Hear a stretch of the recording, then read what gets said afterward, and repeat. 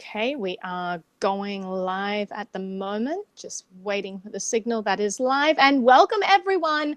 It is Bitcoin Cash Fork Day. A lot of you are going to take issue with the term fork, but we will definitely cover that in today's live show. Super grateful to have Chris Karabats, otherwise known as Zaphoid, and Chris Pacia here to chat with me. And we'll be updating you on all of the things going on Bitcoin Cash at the moment. Welcome, both of you. Oh, thank you. Hey, happy to be here. So let's start with you, Chris Pacia. So you've been right in the thick of things here with Craig Wright. I think the most recent thing I saw was that he called you a cuck on Twitter. So do you want to just talk through what's going on there and the disagreement there? And Zaphoid, you're going to be just interrupt us whenever something interesting happens with the charts. So Zaphoid's going to be keeping an eye on the charts and keep you all updated with all the movements happening there. So Chris, take the lead and explain what's going on here. You know, it was funny. My friend said to me, he's like, so the first time you read the white paper way back in the day, did you ever think that the guy who wrote this is going to get so mad at me on Twitter one day that he's going to call me a cuck? You know? Right. And, yeah, so I mean, we're going to see what happens here. I'm pretty sure there's going to be fireworks. I mean, I probably have, I'm positive there's going to be fireworks. I can't really say more than that, but you know, we have maybe a block or so to go. I don't. Well, let's talk about the lead up to this, and I think it's sometime in the next like 5 minutes or something, 7 minutes. I think is what they're. There we go. Well, it might be when the next block comes in. Maybe it depends on the median time pass. I patched my node to do some logging, so it'll log once we're past the median time, and then if a block is mined with the ABC rule set. Goodness me. So can you just walk me through, because I want a bit of backstory for people who are watching, just start to walk us through this altercation and why there's this division. So obviously Satoshi's vision, or whatever Craig is calling his side of things there, they're implementing changes which are being rolled out in the next few minutes, and they're incompatible with what ABC and Unlimited want. So there's going to be some sort of a division here. So just walk us through the history of this. Yeah, you know, at this point, I almost don't feel like the rules that both sides want to implement are really what's going on here. I feel like this is Craig trying to do a hostile takeover and saying, this is mine now, right? Bitcoin kind of seems like a pissing contest, right? Yeah, Bitcoin Cash now belongs to me is essentially what he's saying. And we're taking it from a decentralized network where we have, 24 protocol developers across 6 different implementations. And we're going to centralize that all into his company Nchain. And they're going to be the sole developer. He's going to dictate what he wants in the protocol. And then they're just going to implement it. And he's just going to tell his developers, implement this, and they're going to do it. And that's how protocol changes are going to work going forward. Well, that seems like a really good system for a decentralized network. Yeah, exactly. I mean, he's already kind of doing this. He's been writing this stream of blog posts on Medium where he's, you know, it's funny because he told people, like, one of the big selling points for Bitcoin SV was he told people we're locking down the protocol and there's not going to be any changes, which is a really bad strategy anyway, because you know, the protocol needs to be changed if we want to scale long term and we want to stay relevant and you know, have the technology progress. But he's not even doing that. That was like a propaganda line to attract followers, because now with his Medium blog post, he's going out saying we're doing things like he's going to unilaterally deprecate P2SH. I don't know if you know what that is, but there's a way of making transactions on the network called pay to script hash that's been around since 2012, and it's widely used all over the place. And he's like, oh, we're getting rid of it. And so, I mean, that's a massive protocol change to get rid of that. And he's just doing it unilaterally, or at least on the Bitcoin SV side. Another one was where he said, like, you know, we're gonna make it so that miners can reclaim coins, quote unquote, which basically means, like, if the coins have not been spent in a long period of time, then they become the property of the miners, essentially.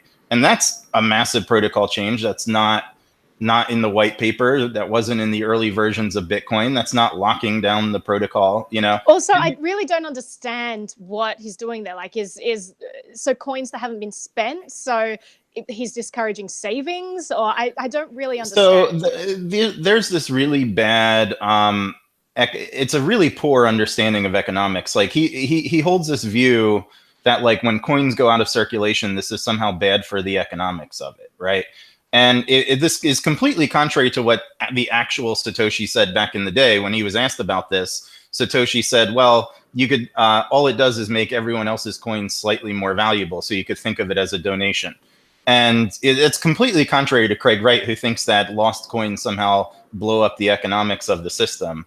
And which it's just he's really like an ignoramus on so many different areas: economics, computer science, you know, technical things, and he just has really, really, really bad ideas. And which is funny for someone who claims to have like a PhD in all of these areas, right? Well, doesn't he have a PhD in everything? Yeah. No, apparently. sorry, like masters and everything, and I can't keep up. Anyway. Yeah.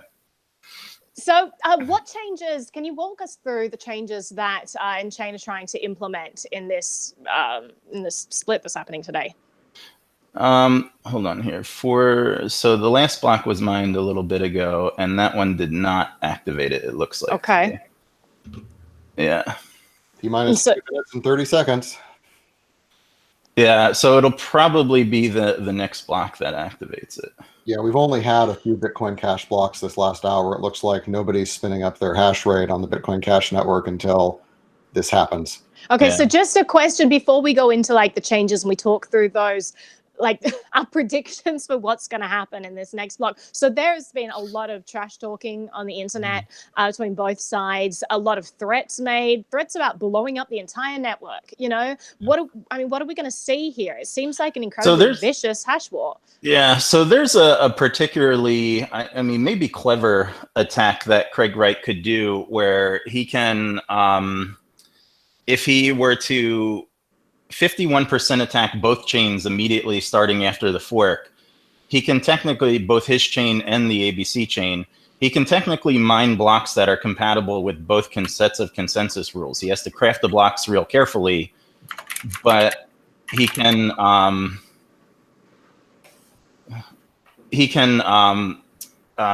blocks that are compatible with these consensus rules. And what that could potentially do is prevent the chain from splitting. So this might be his strategy. I don't know. Remember, he went around saying there will be no split and all of this stuff.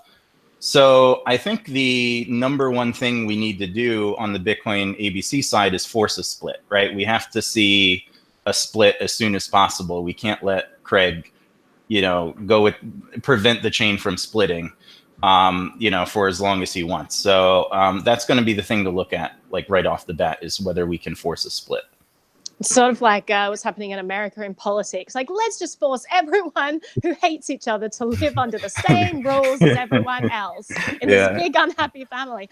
Exactly. So Jason brought up a great point in the chat that, you know, Craig keeps talking about how this will be the end of Bitcoin itself, BTC, that somehow this is going to be affecting that completely different chain. So what are your thoughts on that? Well, I mean, he's claiming like he's going to go around doing this to every other chain too, that he's not treating it as he's just starting with Bitcoin Cash, that he's going to destroy Bitcoin Cash and then pitch, you know, Bitcoin SV as the replacement. And then he's going to, you know, I don't know, maybe move on to Ethereum and try and destroy that, move on to Dash, try and destroy that. You know, what are we doing tomorrow? We take over the world. Yeah, exactly. And then I guess... Like, I mean, he's such a bully that I really worry about the type of people who are attracted to someone who is a bully. Exactly. Who is attracted to someone who's clearly making threats. And like, I don't know, it takes a certain type of person to be attracted to that sort of stuff. It seems that, I mean, what's going on, Zaphoid, it seems like things we've got an impending... I'm on a page right now that's frozen. It says page will refresh soon. Now we've hit the deadline, so... The next scheduled Bitcoin Cash network upgrade will go live as soon as 6 more blocks have been mined. Okie dokie. All right. So do you want to just, while we're waiting there, Chris, just start talking? Oh, wow. I've got a 504 error. Something's happening here. Hopefully, it's not just doing that. So, yeah, Chris, do you want to start talking us through like what some of these changes are so people really understand? So I don't know if that 6 more blocks have been mined. I don't know if that's correct. I think it might be next block, but maybe I'm wrong. If it's wrong, no, I can't be wrong because I've tested my code on testnet. I don't know. Maybe my code's worked. I'll have to see. But yeah, I don't know. It looks to me like the median time of the next block will put it over the threshold. But I don't know. Maybe I'm wrong. No. Yeah, it looks like from my end, Cash Coin Dance has gone down. I don't know if you guys are seeing the same thing. I just see a spinner. Now I refreshed and it went back up to 30 seconds. Oh, okay. So it's just on my end then. Yep. Well, now we're waiting for the next block to see what happens. It's like it's hard to go into any sort of in-depth conversation because our eyes are just glued to the screen there. So let's let everyone know what pages we're currently looking at so that they can tune in if they want to have a look. Zafoy, do you want to walk us through what charts you've got up there? Sure. The first one I have here is fork.lol. It's been around since the original Bitcoin fork to create Bitcoin Cash.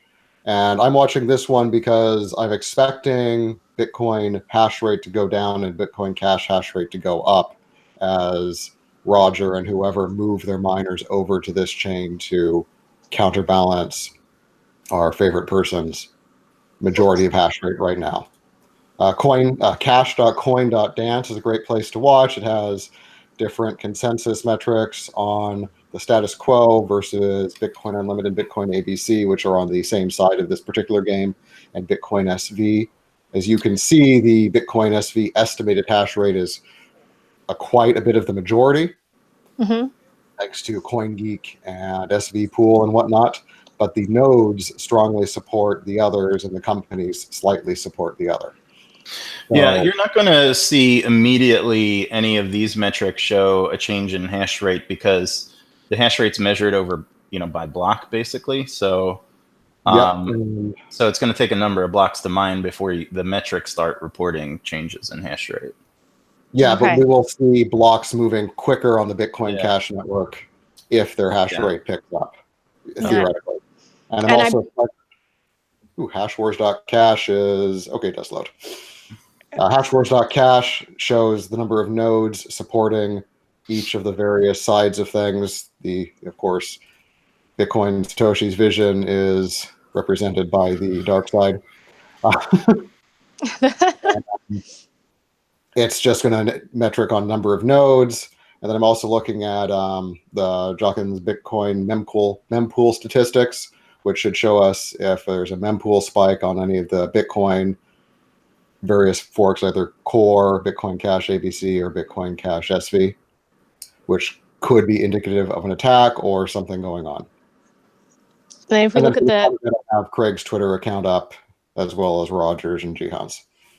So it's great seeing the buildings blowing up on Craig's Twitter feed there. It's sort of indicative of his whole mindset in all of this. Let's blow shit up. So Jonathan Hales asks, what do the different prices on Hashwars Cash mean? I'm sorry, what was that again? What do the different prices on Hashwars Cash mean?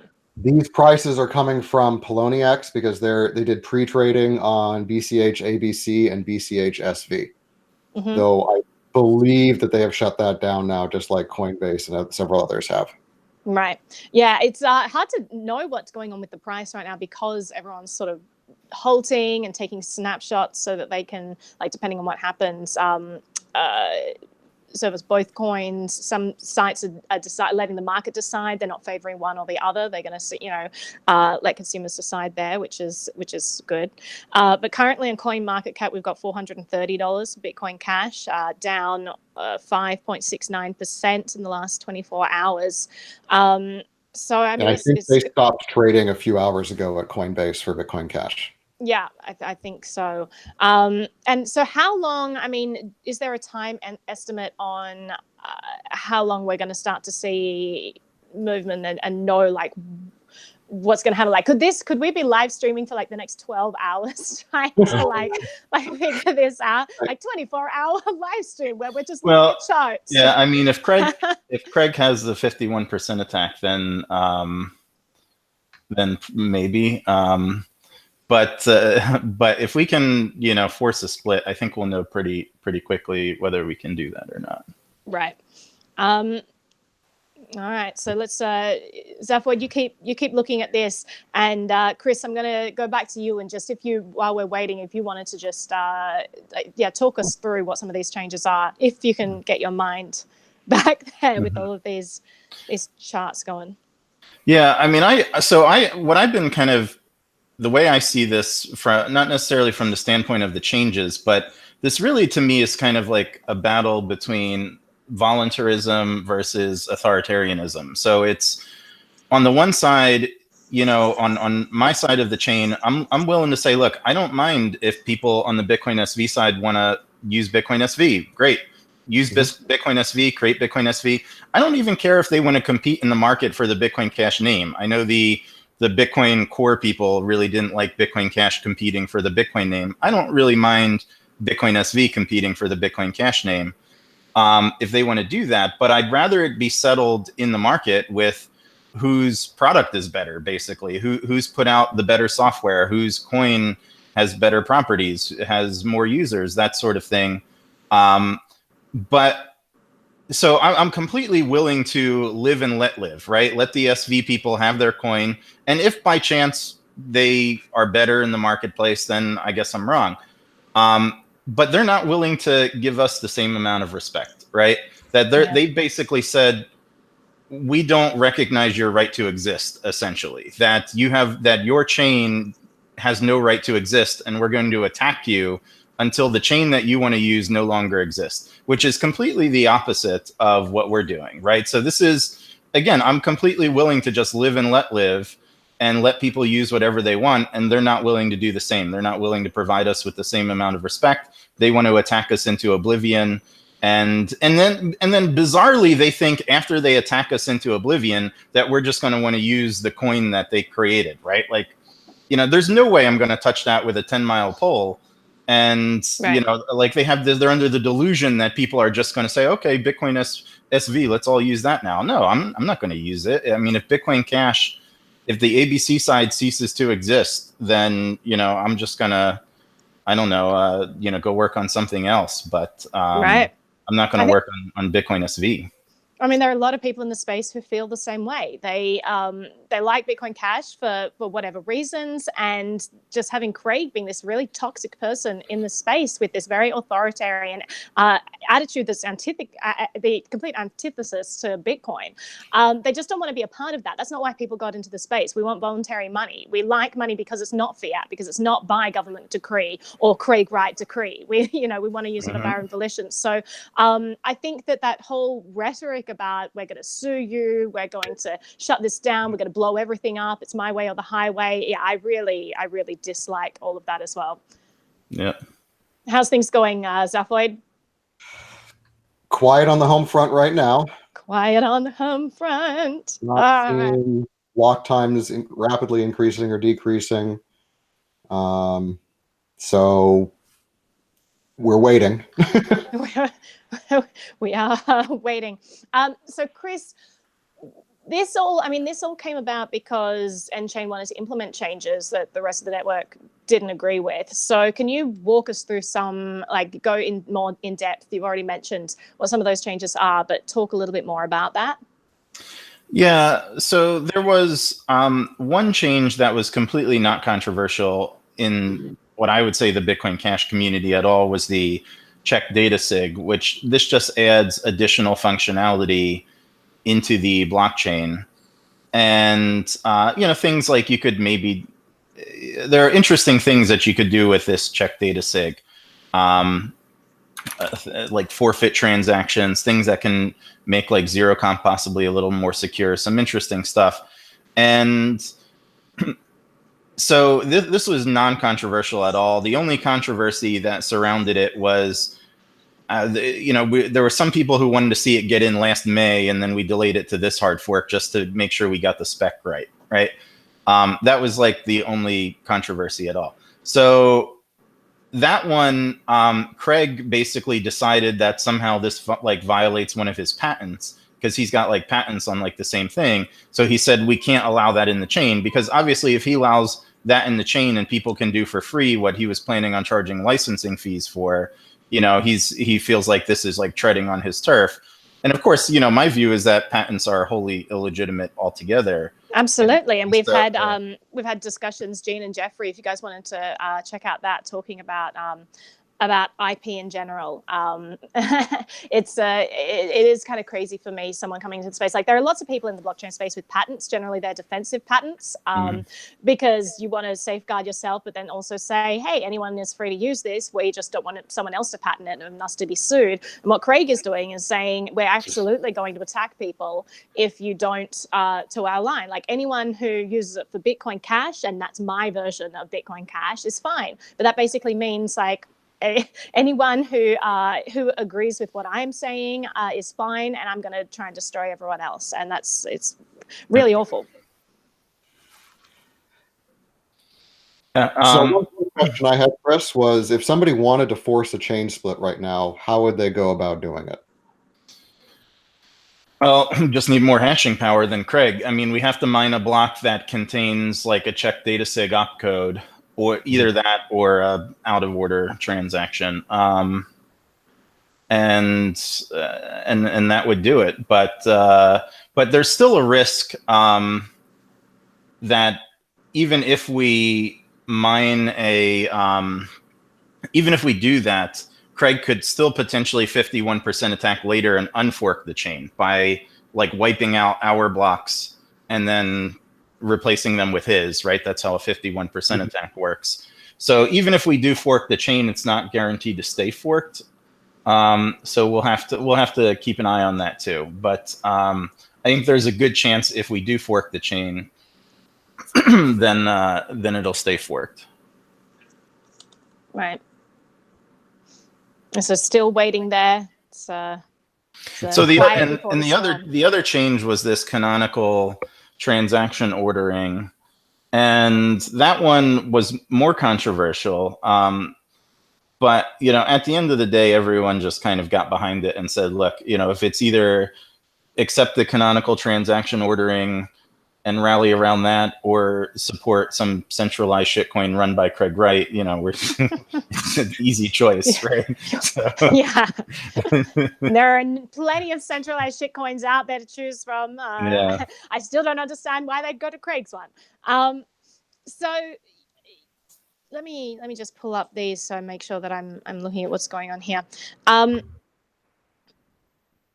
So there, like before, you had Unlimited and ABC. They weren't in agreement. It was unsure that they would actually join forces against Craig Wright, but then they eventually did. But then there have been some people who've sided with Craig Wright. So who are some of the companies that have sided with Craig Wright?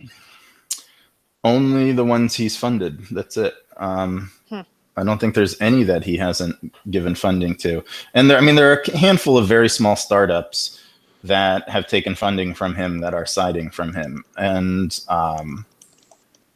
other than that, that's it. It's him and his like shell companies or whatever he has going. It's nobody else really. And the 20 or so or 50 or whatever they are of, hardcore diluted followers, but. Mm-hmm. And it is this very, it's this religious fervor. You can't mention anything online without being attacked by people who believe that Craig's word is the right word. I think that CryptoLark had a funny skit that he put out recently about that.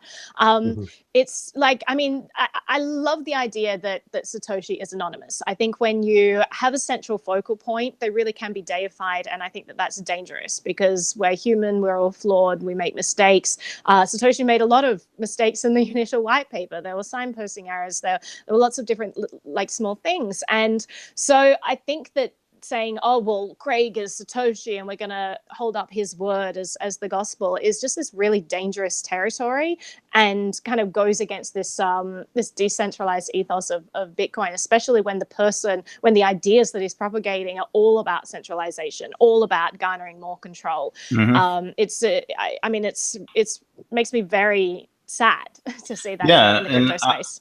Yeah, he's been rallying against the notion of permissionless lately. I don't know if you guys have seen that, which is pretty amazing. Permissionlessness. Yeah, what like, why is he talking about that? He was talking about like his lawsuits and how it is permissioned. It's absolutely permissioned because it's the realm of ideas and he has control of the ideas. It's like, what are you talking about? Like, this is so stupid. Yeah. So yeah, it's like the idea of permissionless is that, we have this protocol out there and anyone's free to make, whatever transactions they want. I think it was in the context of this wormhole protocol. So some people there's been this protocol called Omni that I think is running on the Bitcoin chain, and they want to bring it over to Bitcoin Cash, under the name Wormhole. And it's something that it just runs on top of it's not part of the Bitcoin protocol. It's just a completely separate application that all it does is it just makes Bitcoin Cash transactions. That's all it does. It makes Bitcoin Cash transactions and then reads the data in those transactions. And so that's the idea behind it being permissionless, because all it's literally doing is just making transactions. And Craig Wright is saying, no, you're not allowed to do that, right? That you're not allowed to build something like Wormhole. Like, Bitcoin's not intended to allow you to build something like Wormhole. And it's like, well, they're just making transactions. That's all they're doing. And so, this is where I think he's going and trying to say it's not permissionless in this context. Mm-hmm. So someone's asking, do we know where Craig Wright is getting this hash power from? I guess it's from his own mining rigs, right? Yeah, I think they're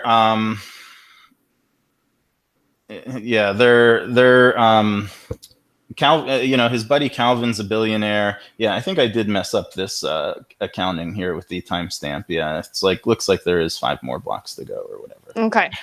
I don't know how I'd screwed that up, but or at least in my logging I did. But yeah, so Calvin's a billionaire, and as far as we know, he's just burning Calvin's money. He keeps claiming he owns Satoshi Nakamoto's coins, but obviously they've never moved. So but then they will magically get reclaimed once he launches his exactly. Coin, coin. Like, yeah, and then he's going to come out and be like, "See, I own Satoshi's coins." I told you all along I own Satoshi's coins. We need to make a melodrama about this. I think maybe I'll just start doing some dramatic readings of his tweets. Let's talk about that recent tweet. So he called you a cuck on Twitter. I'm not sure how that made you feel, Chris, but it was in response to, well, I think it was like some Reddit comments that you made, and you were basically contradicting things he says, because there are a lot of contradictions in things he says, and you were pointing them out. And so he kind of turns around and just starts with the ad hominems, which is his usual territory. My comments were similar to what I just said earlier about voluntarism versus authoritarianism, that we're not, on the ABC side, we're not forcing anyone to use anything, right? The only power that we have is we put out software and people like it, right? Like, that's it. Like, if we put out software and no one likes it, we have no power, right? And so, it's like, if you don't like the software, you don't want to use the software, don't use it. And that's completely voluntary, right? That's consistent with, free association, all kinds of, principles of liberty. And to the idea that you're not going to acknowledge the right of anyone else to use what software they want. And what people are going around saying too is they're like, well, and see, there's like this cult of Satoshi Nakamoto among these people. I think it's very unhealthy, but they argue that they really twist Satoshi's words to try to and the white paper and all this stuff to try and justify their worldview. So it's like, they say that, I've heard people literally say Satoshi designed the protocol to have 51% attacks so it could be used like this, right? So that you could 51% attack other chains. which is frankly absurd. 51% attack, the whole reason that we have the possibility of 51% attacks is because there's trade-offs to be made in security, right? In order to have a system with all the properties that it has, Satoshi had to accept the possibility of a 51% attack because he couldn't find any other way around it. If he could have found a way around it, I'm sure he would have done so. And still to this day, no one's really found a way around, the way to solve the 51% attack. So it's a security trade-off, right? It's like we're going to get all these properties that we want, but we know that there's this possibility of doing an attack. But the assumption is that, well, he listed the assumptions in the white paper. One was he didn't think it was likely someone would get a majority hashing power, which, we've seen how that works. And the other one was if someone did get a majority hashing power, that it would not be in their financial interest to attack the network. And so they would just mine with it like normal. Well, both of those assumptions have proven to be false, right? That you can get a majority hashing power and, you can have a lunatic like Craig Wright who is willing to put his own financial interest aside in order to just destroy.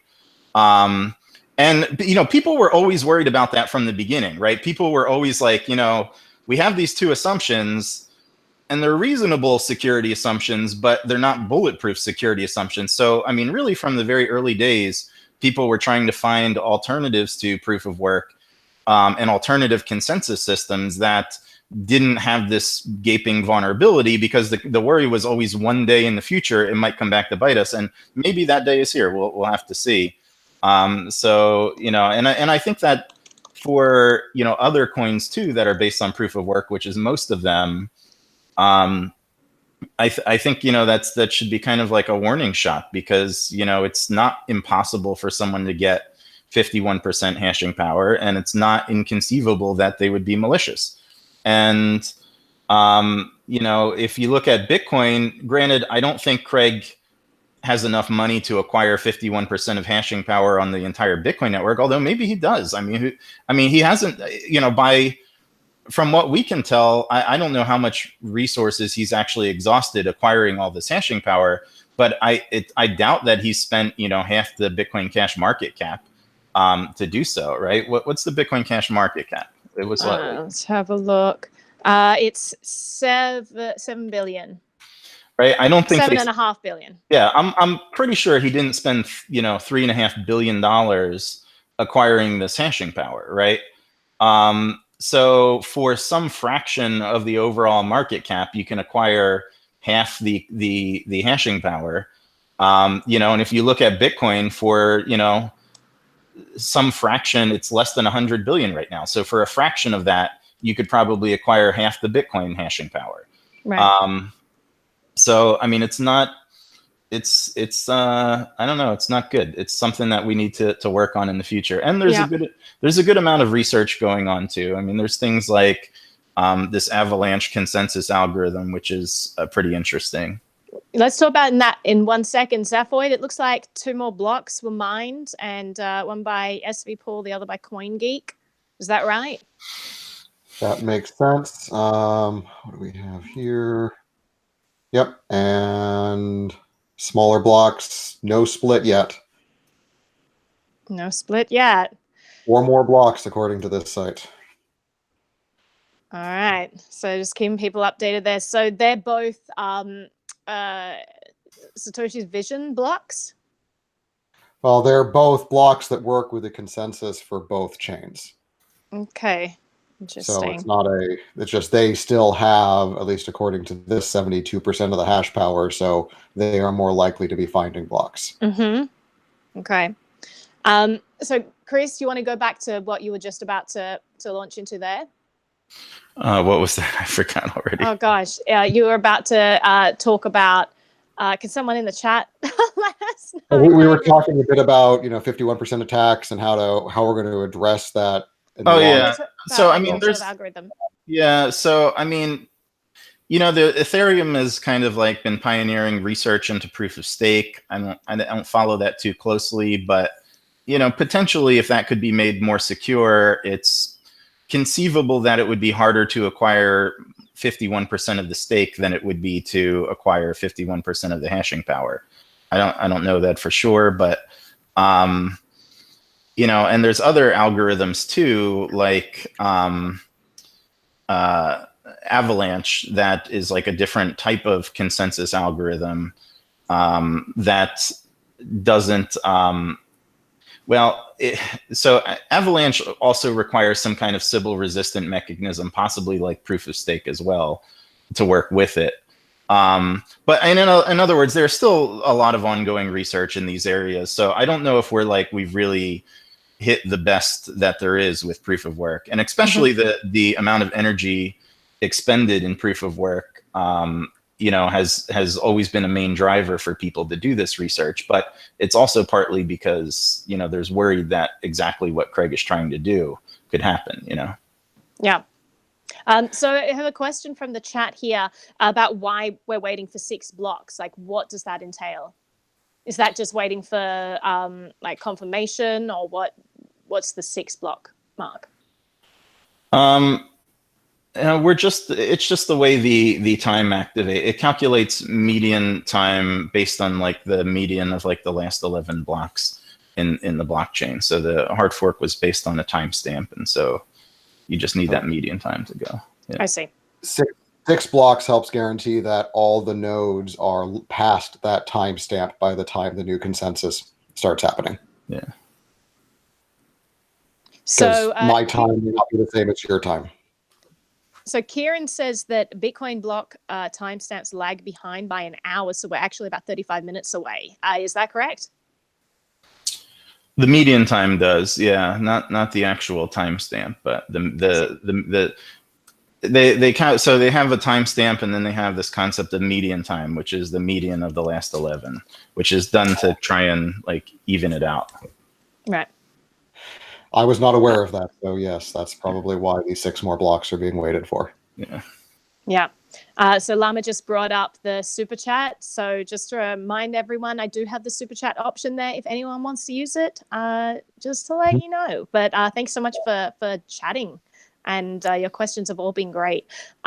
So Chris, let's go back to, we're talking about Avalanche. Walk us through, like continue on that track there, just while we're waiting for everything to kind of pick up here in the blocks. So Avalanche is pretty interesting. So it's like, you know, when we have really what we're trying to decide on in the network is we have 2 conflicting transactions, right? Like a transaction and a double spend of the same coins. And we don't really care from a network perspective. We don't care which one gets included in the final ledger. We only care that everybody agrees on the same one, right? That's the concept of consensus. And you know, if you're the recipient of that transaction and the one that paid you didn't make it in the ledger, then you just don't accept it, right?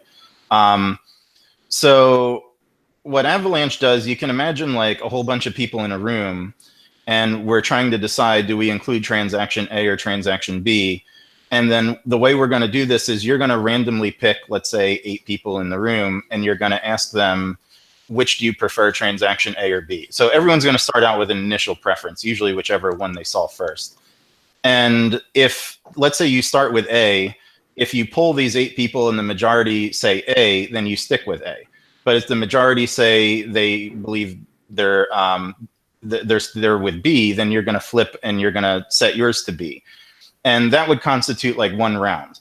And if you do this like a 2nd round and a 3rd round and 4th round, you can imagine that the first round, even if it's like nearly 50-50, the 2nd round, it's going to be maybe 60-40, and the 3rd round, it's going to be like 75-25, and then the 4th round, it might be like 100-0, right? The system very quickly collapses to consensus. And what's actually interesting, I even wrote some simulations of this, is so what happens if you have people in the room who are actively trying to disrupt the consensus? So they're trying to like flip-flop which they report in order to disrupt and prevent people from coming to consensus. And it actually works out that even if like 99% of the people in the room are actively trying to disrupt the consensus, the 1% of people, or however little people there are left in the room who are behaving honestly, they will still come to a consensus as long as you're willing to extend the number of rounds out. Now, obviously, in practice, we can't extend the number of rounds forever, so we have to set a limit. So basically what Avalanche says is the system will come to a consensus so long as you have less than a certain percentage of people are actively attacking it, right? And so you need some kind of Sybil resistant mechanism, maybe like proof of stake, that says that we're going to use that to limit the number of people who can participate in the consensus process, so that you get below the threshold of attackers, right? Yeah, you have a lot of different approaches to this too. I mean, you have the distributed proof of work stuff that Steam and EOS famously do, that people like or don't like because it has its own issues of, well, those 23 people are then in authority. Yeah. You have the proof of stake stuff that has its own weaknesses. You have people like Horizon that are doing their, if you try to mine in the shadows, then you have to work harder and harder. I haven't seen that fully tested out yet, but that's a good idea to deal with the shadow mining attacks, but it doesn't really protect you from a consistent 51% attack like we're expecting to see here. And then you have like smart cash. We have, mining pools have to authorize with the network before they submit blocks. So you have to be known. You can't unknowingly submit blocks. You have to be approved by the network beforehand. So we got 3 more blocks mined. SV SP Pool did another one. Yep, so three more to go. And actually, I just sorry to interrupt, Zaphoid. We'll get back to that in 1 second. I just have a question from Jonathan in the chat, who's asking. Let me just pull that up. Next time, do us as a super chat, Jonathan, so I can find it. There we go. All right, so is there something in the code that will activate once the median time gets past a time? So just wondering how this all works and what is the trigger, how it actually works. It just does a check. Is it in the code? We called it magnetic anomaly was the code name for the hard fork. So it just says, is magnetic anomaly active? Yes, then follow this set of rules or perform these checks. No, then don't perform these checks. Okay. Yep. Hope that helps explain it. So people are saying that a whole bunch of money has just been moved. So a million BCH has just been moved, and let's see, we've got. Yeah, it's just a lot of money. Thank you very much, Polly. I really appreciate your super chat. So are you guys watching BCH right now? Yeah. Well, there's only two people with 1 million BCH, right? Satoshi and Jihan, and I don't think these are Satoshi's coins moving, right? Where does anyone know where they're coming from? Anyone? I'm just asking the chat there to see if they're. I think it came from bitcoin.com. Someone might have mentioned. Let's have a look. 1 million BCH moved from bitcoin.com. What block number or transaction ID? Do they have that? If you guys could post the block number or transaction ID in here. Thank you so much, Toda, for the super chat. Really appreciate that. If you guys have questions that you want to be asking as part of these super chats, then please add those in as well, so I can be asking Chris and Chris. Someone says maybe it's McAfee. I think McAfee maybe spent all of his on hookers and cocaine. So that's gone, guys. All gone to dust.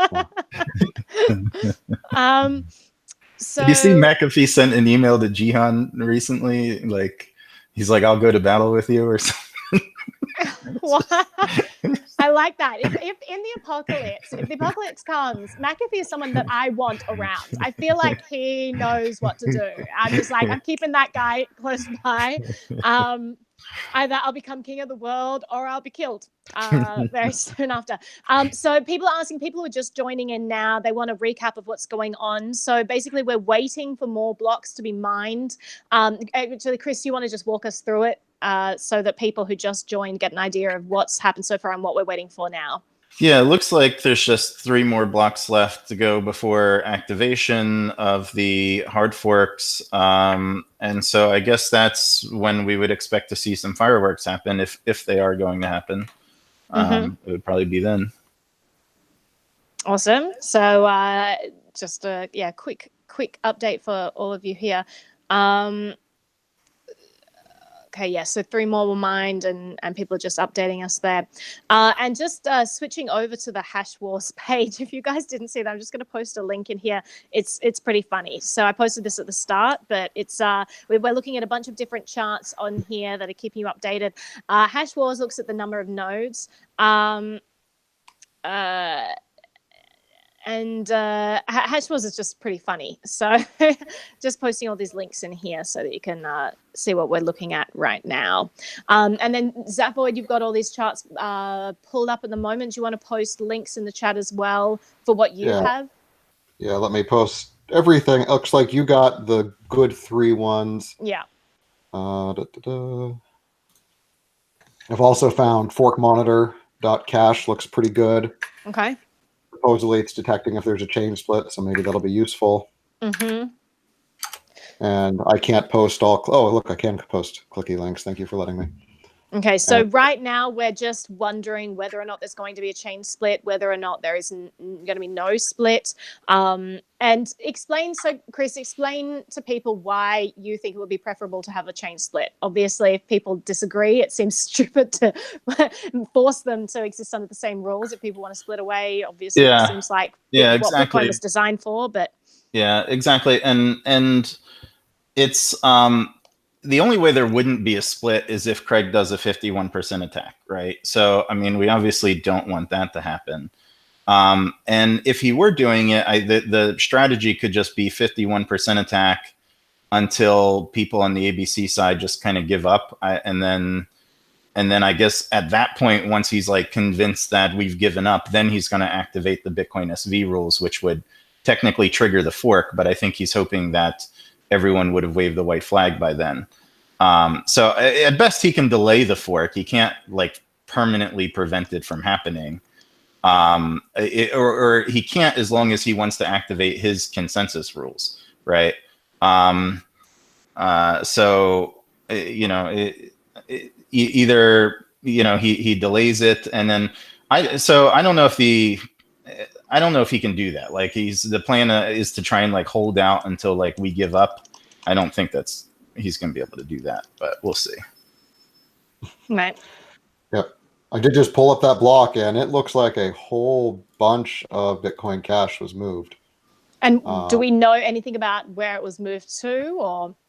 I don't know anything about that at this point. I'd have to look into it some more, but I see a lot of 50,000 BCH outputs in that, and then a 293,000 BCH output as well. So that is a fair bit that just moved. Huh. All right, so this is starting to get interesting. We are closing in on the time where we'll know what's happening. We'll start to get a better idea of whether there's a 51% attack or not. And leading up to that, we have huge amounts of money moving, and that moved from bitcoin.com. Is that right, or are we unsure? Yeah, we're unsure. Let me see. Someone in the chat did mention bitcoin.com, but I haven't verified that yet.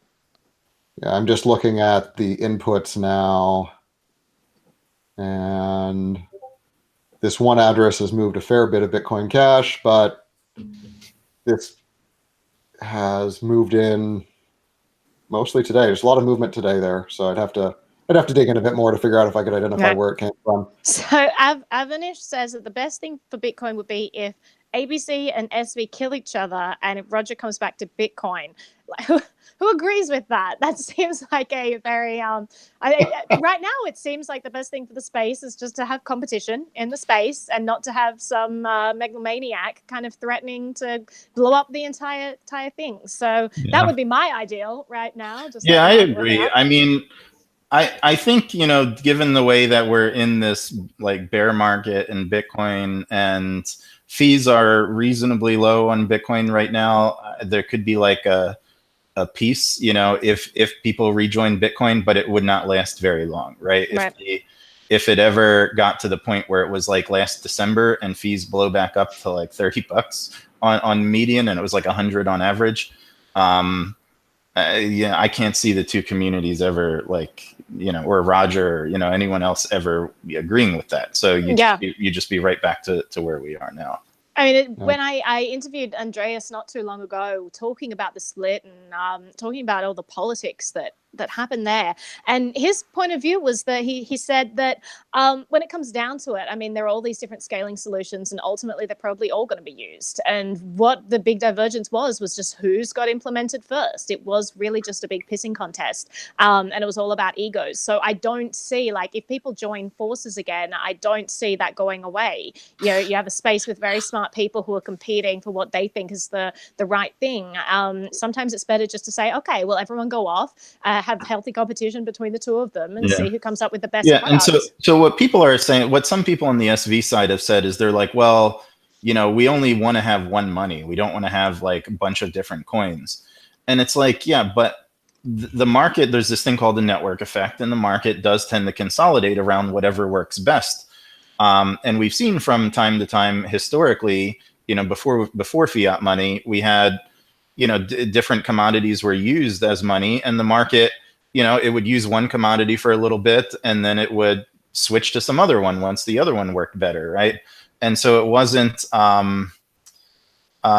you weren't kind of like locked in, like the market picks, whichever one is kind of better, and it tends to consolidate around that. And so, I mean, this happens naturally. You don't need people to go around attacking other coins to get rid of them, right? People gravitate towards what works best for them, right? Yeah, and also, I mean, there's this anti-market mentality. People fundamentally don't trust the market will produce the right results, right? So they feel like we need to control it, and that's what's going on, is that people are trying to control it because they fundamentally don't trust the outcomes of the market. Yeah, and as you were saying before, like with the different types of currencies competing, before you had fiat and government dictating what was allowed and what wasn't.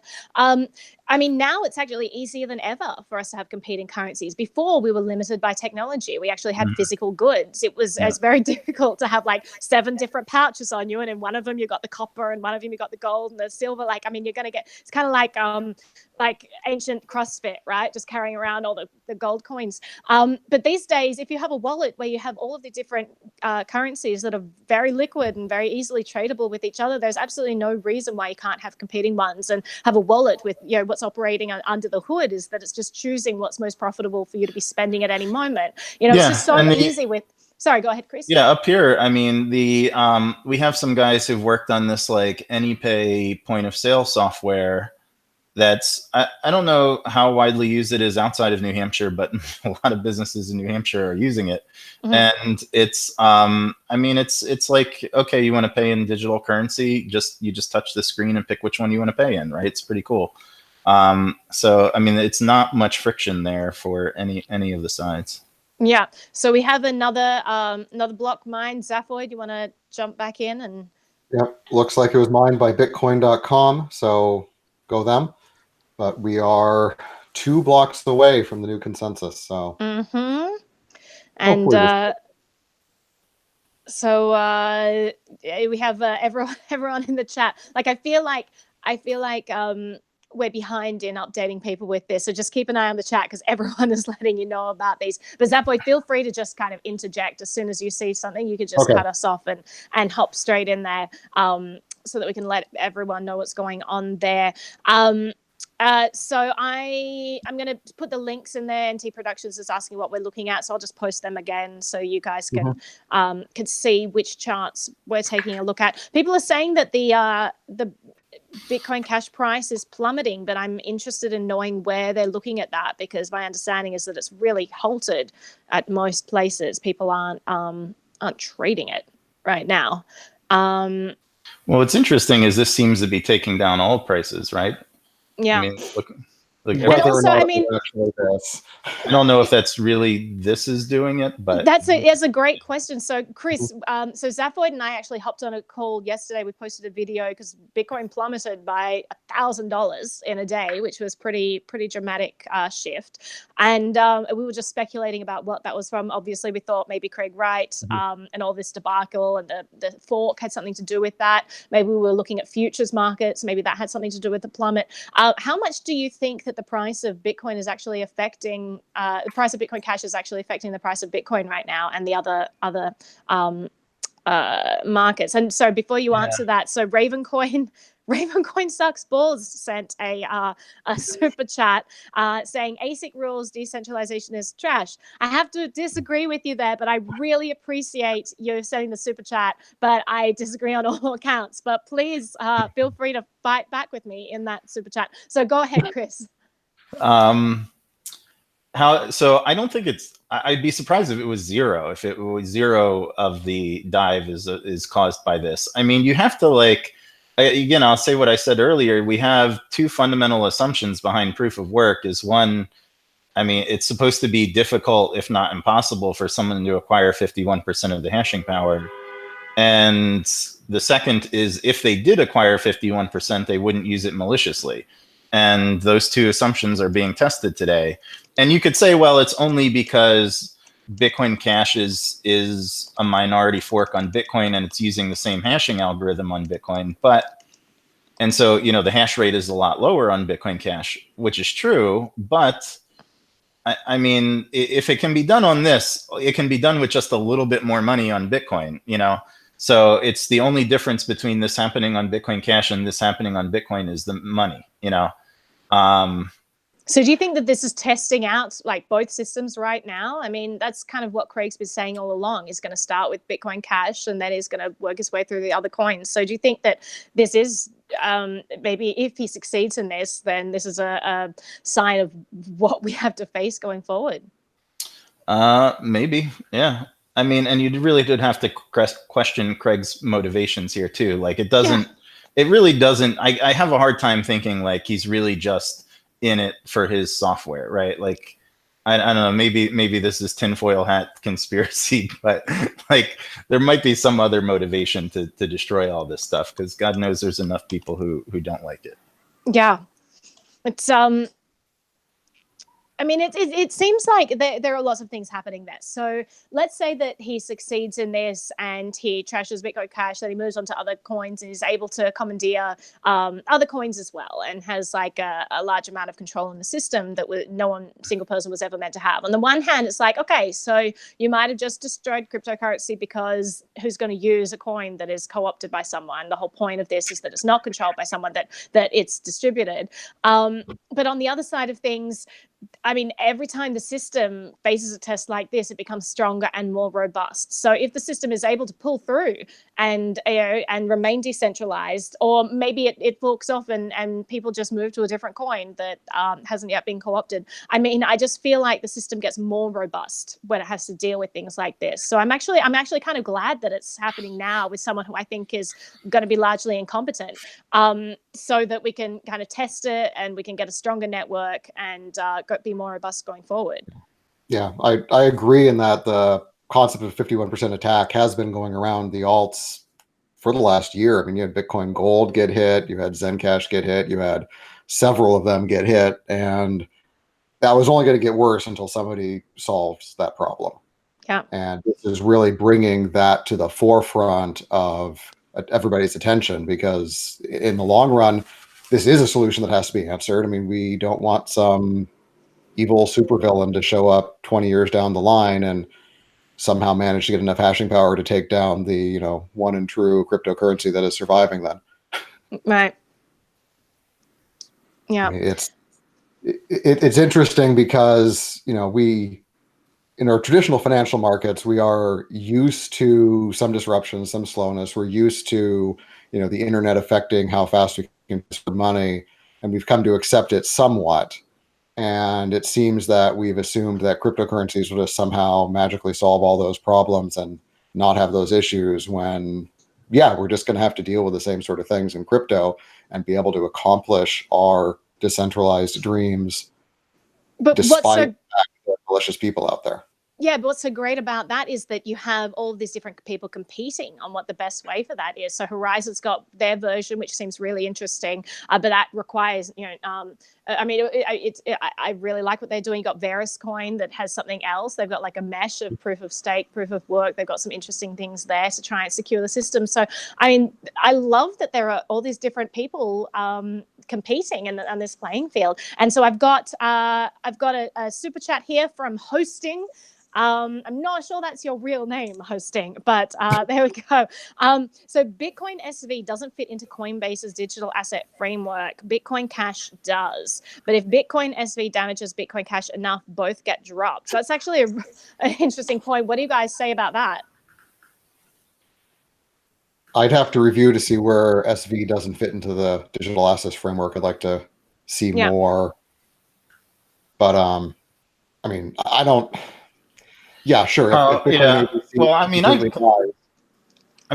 would have to agree with that. I mean, assuming that Bitcoin SV ends up just being totally owned by Craig Wright, I mean, I don't see that as a coin that is bringing any value into the ecosystem that a company like Coinbase, which is very exclusive in terms of what it lists, would want to list that. Is that really any worse than, say, Ripple right now? Yeah, a little, yeah, because Ripple's trying to like be like a bank asset, right? It's not trying to be a decentralized digital currency. So yeah, I would say for the purpose, it's far worse, right? Okay. Mm-hmm. Right. I just want to give a shout out. So Ken Bozak just joined. Welcome, Ken. It's awesome to have you here. Thank you for the super chat and what I think is a beer in there. I'm actually wondering why we're all not sitting here. I have my tea, as always, have my tea. But I am wondering why we're not sitting here maybe with a glass of wine or maybe champagne, depending on what happens, or like a beer to drown our sorrows. Like it could get pretty it could get pretty feisty. I think Ken has the right idea, bringing beer into the conversation. So we're good. You got your bourbon? Okay, so Depending on how bad it goes. Kieran Mosquito is majorly trolling me right now, but I appreciate the super chat there, Kieran, and you're trolling. So he just sent a super chat saying Ripple is Fake Toshi's true vision. So yes, I'm sure Ripple is Fake Toshi's true vision. Thank you, Kieran, for adding Juicy that. did bring up something interesting too about the potential that ABC will change their hashing algo. Interesting. What was that a question? Well, it was a thought that they brought up, depending on how badly it goes today, of changing. Yeah, I mean that's really the nuclear option. I would probably be less opposed to it than other people would be, but I mean, really, the big problem there is we have a lot of allies in the mining community and people who make ASIC chips and miners and mining farms. And it would really, a lot of them really believe in Bitcoin Cash and want Bitcoin Cash to be successful, which is why they've invested so much money into mining and what have you. And to change the algorithm would really kind of dick them over. That's probably the biggest consideration there. Is not the second biggest consideration. So that would be my biggest concern with that. The second one would be Craig Wright would go around declaring a victory lap, right? Mm-hmm. Because I got them to change the algorithm and I'm the real Bitcoin Cash. But we do see other coins like Monero changes the algorithm all the time and no one says it's not the real Monero, you know? So there's a case to be made that you could change the algorithm and still retain like the BCH ticker symbol and still be called Bitcoin Cash. I mean, my preference would be to just use like SHA-3 256 instead of SHA-2 256, and then just allow people to make ASICs for it and go to town. Just so it same structure as it currently has. But but that is a nuclear option that I hope we don't get to. So Quasi Tulip just sent a super chat, and I'm not quite sure how to read it. Really? It's pretty obvious. Maybe I'm getting trolled again, but I'll just say XRP equals the bracket, period, bracket, open bracket, period, close bracket. Who knows? Who knows what he's saying there? Who knows? I don't know, but I hope that I pronounced that correctly. And thank you, Quasi Tulip, for your super chat there. You guys are disgraceful. He's saying read it. Yeah, right. Okay, We it's need a the bigger boobs. super chat to read that. XRP is the boobs, or whatever you want to say. This is ridiculous. I'm gonna put a cap on what I'm gonna say on air, guys. I have standards. I can't believe you made me say Ripple too. That's disgusting. All right, so this block is taking a really long time to mine. Just like refreshing over and over here, and it's we're all waiting with bated breath. Interrupt you, but man, it just hasn't shown up yet. Absolutely. And in the meantime, I'm being forced to read all these ridiculous things on air. So hurry up and mine, Block, so that we can chat about that. So whoa. Aero Jerusalem said, why did BCH drop to 250? Did it? 50. Where are we looking at? Where'd you see that? Then on Poloniex. Just finding that. Yeah, so on Poloniex, the Poloniex has Bitfinex. Or Bitfinex, yeah. Poloniex has the pairs trading, and BCH ABC is at 269, and BCH SV is at 86. Mm-hmm. Interesting. Yeah, this is very interesting what's going on there. Still, the block has not been mined yet. So I think it's like watching paint dry. Yeah, absolutely like watching paint dry. It's been 17 minutes since the last one. It's been 17 minutes since my last block. Yeah. So whenever you're talking about block times, it's weird because it's always 10 minutes from now when the next one will come on average. So if you say it's been 17 minutes since the last block, when will the next one? Well, in 10 minutes. Right? It's always, exactly. It's always 10 minutes. Absolutely. Yeah. Someone's asking if Ken can join the call. Ken can always join my calls. You just let me know, Ken. Maybe you can come on the show again tomorrow. Kingsley Edwards, thank you so much. He says, thanks for continuing to provide great content. Thank you, Kingsley, for being a supporter. I really, really, really appreciate that. But also a huge thank you to Zaphoid and Chris for being on here. You two are both incredibly busy. Chris Pacia is the lead developer for Open Bazaar, backend developer. So a lot of stuff going on there as well. You've got Chris Karabats, who is part of Smart Cash. So I appreciate you taking the time out and being on the chat here. So thank you, Kingsley, for that. That's really appreciated. So I also have this. I think I may have told you about this, or maybe it was that time when, remember we were at the taco restaurant a little earlier this year, and I was like, I'm thinking about porting the BTCD code base to Bitcoin Cash. Mm-hmm. So I finally went and I did that, and so that's gone along really well, and we've got a number of contributors to that project. So it's like a new Bitcoin Cash full node implementation. It's come along really good. It's got some features that none of the other Bitcoin Cash full nodes have. It's been dramatically improved relative to the Bitcoin version of it. We fixed a lot of bugs and made a lot of optimizations. Mm-hmm. And part of me, why I'm so pissed, I mean, this makes me extra pissed off about this fork because I put a lot of work into this freaking thing. I know, right? It may be worthless, right? So we haven't even released it yet because, we're just waiting, primarily waiting till after the fork. But there was a lot of optimizations and bugs that we needed to fix, and so it hasn't even been released, and I don't know, maybe we'll never get to release it, and it'll be, work down the drain. I probably would even take it offline off GitHub because I don't want the SV crowd using my code. Right. And that's all written in Go, right? That's the one that's written in Go. Yeah. Yeah. So Ravencoin sucks balls. I hate saying that. I'm really interested in Ravencoin, but Ravencoin sucks balls just had a super chat asking if any of us can fight with Hash or are we just talking? So Chris and Zaphoid, can any of you fight with Hash or are you just talking? It's a legitimate question. I don't have any hash power, but there are a lot of people who do, so we'll see what happens. What about you, Zaphoid? No, I'm a miner. I'm not a miner. I'm living in a place where it's way too expensive. Power costs suck. This is disgrace. But that's hopefully a good answer to your question. Raven coin sucks balls.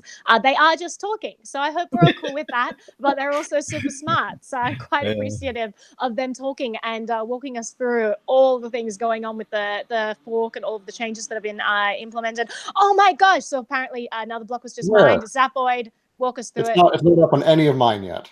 Oh really? Yeah. So was someone preempting that?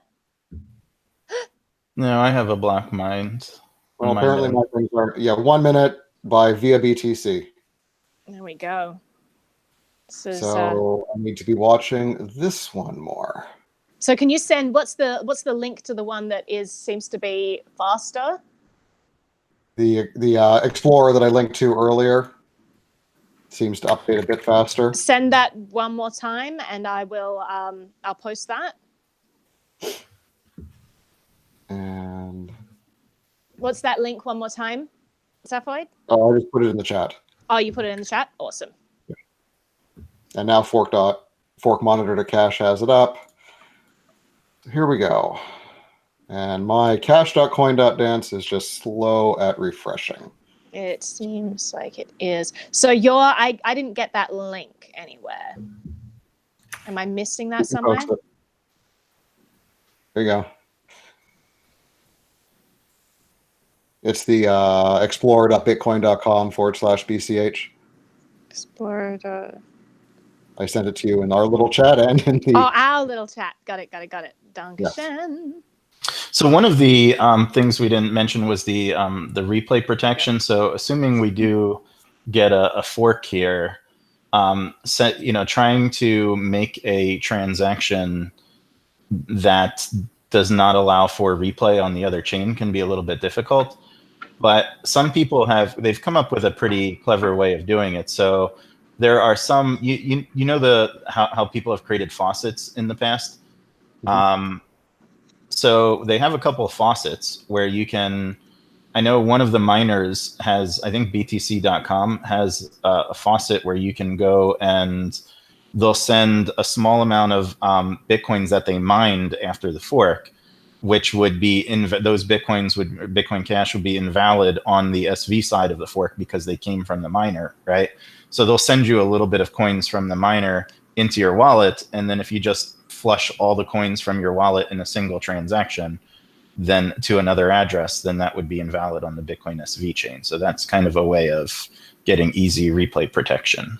And I think there's maybe one or two other faucets that will do the same thing.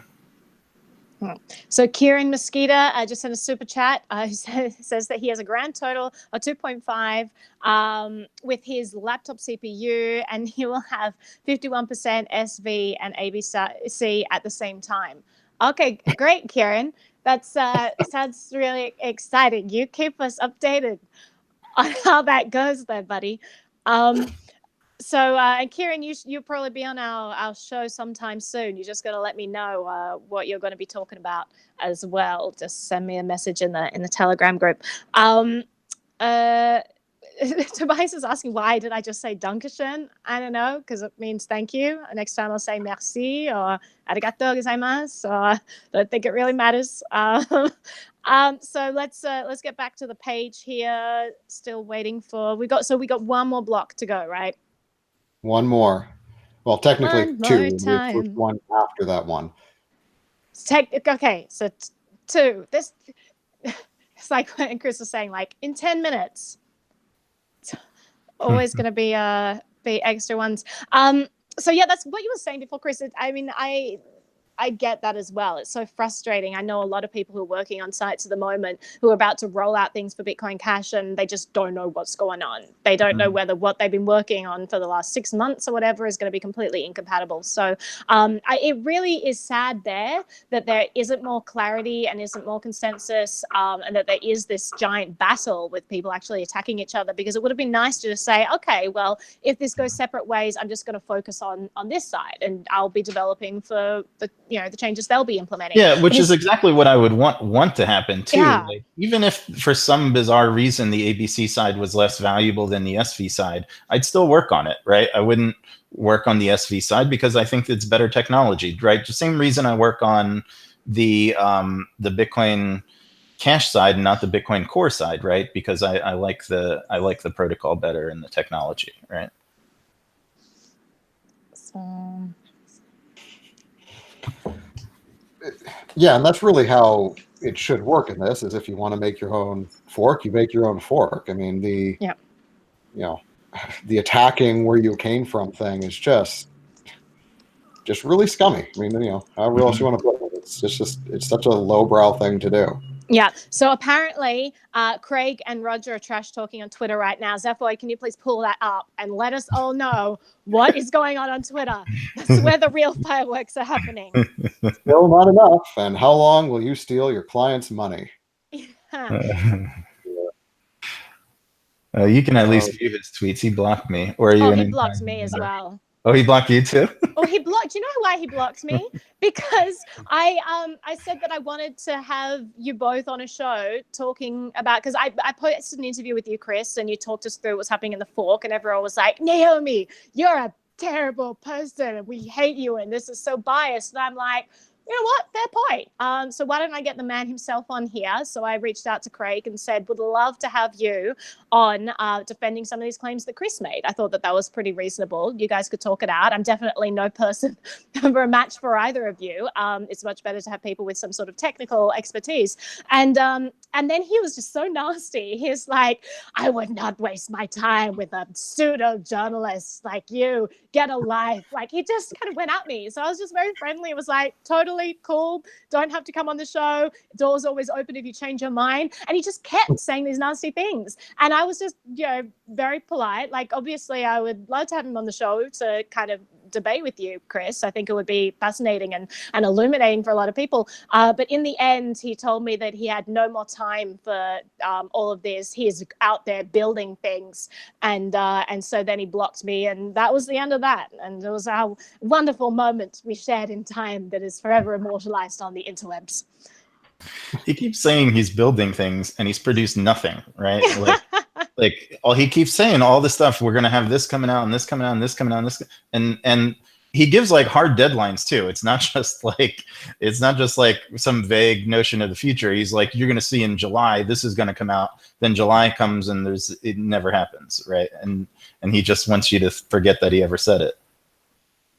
Yeah, Andy, just so you know, I am trying to add you as a moderator to this, but it can't find your channel. If you could DM me in Telegram your channel name, and then I can add you as a moderator there. Okay, so Ravenclaw Sucks Balls has asked me another question, and I am loath to say your name, Ravenclaw Sucks Balls, even though you have been very supportive of this live stream, and I'm very appreciative. So Ravenclaw Sucks Balls asked, what skin in the game do each of you have?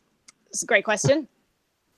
So please disclose all of your portfolios to all of the people on the internet. I think that's what we need right now. Well, I think that we all have skin in the game because we all want competition in the marketplace. We all want to see money that's free and not commandeered by any single person. And we all have our own freedom riding on that.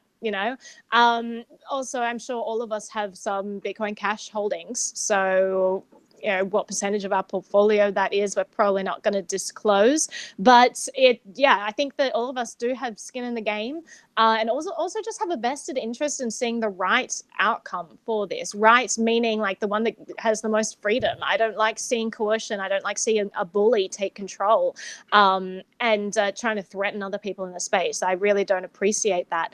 So that's for my side of things. That would be my skin in the game. Mm-hmm. Speaking of the mining thing that Roger just posted, when I go look at the hash rate on bitcoin.com, it is somewhat lower than the screenshot that Roger just posted. So not sure why that is.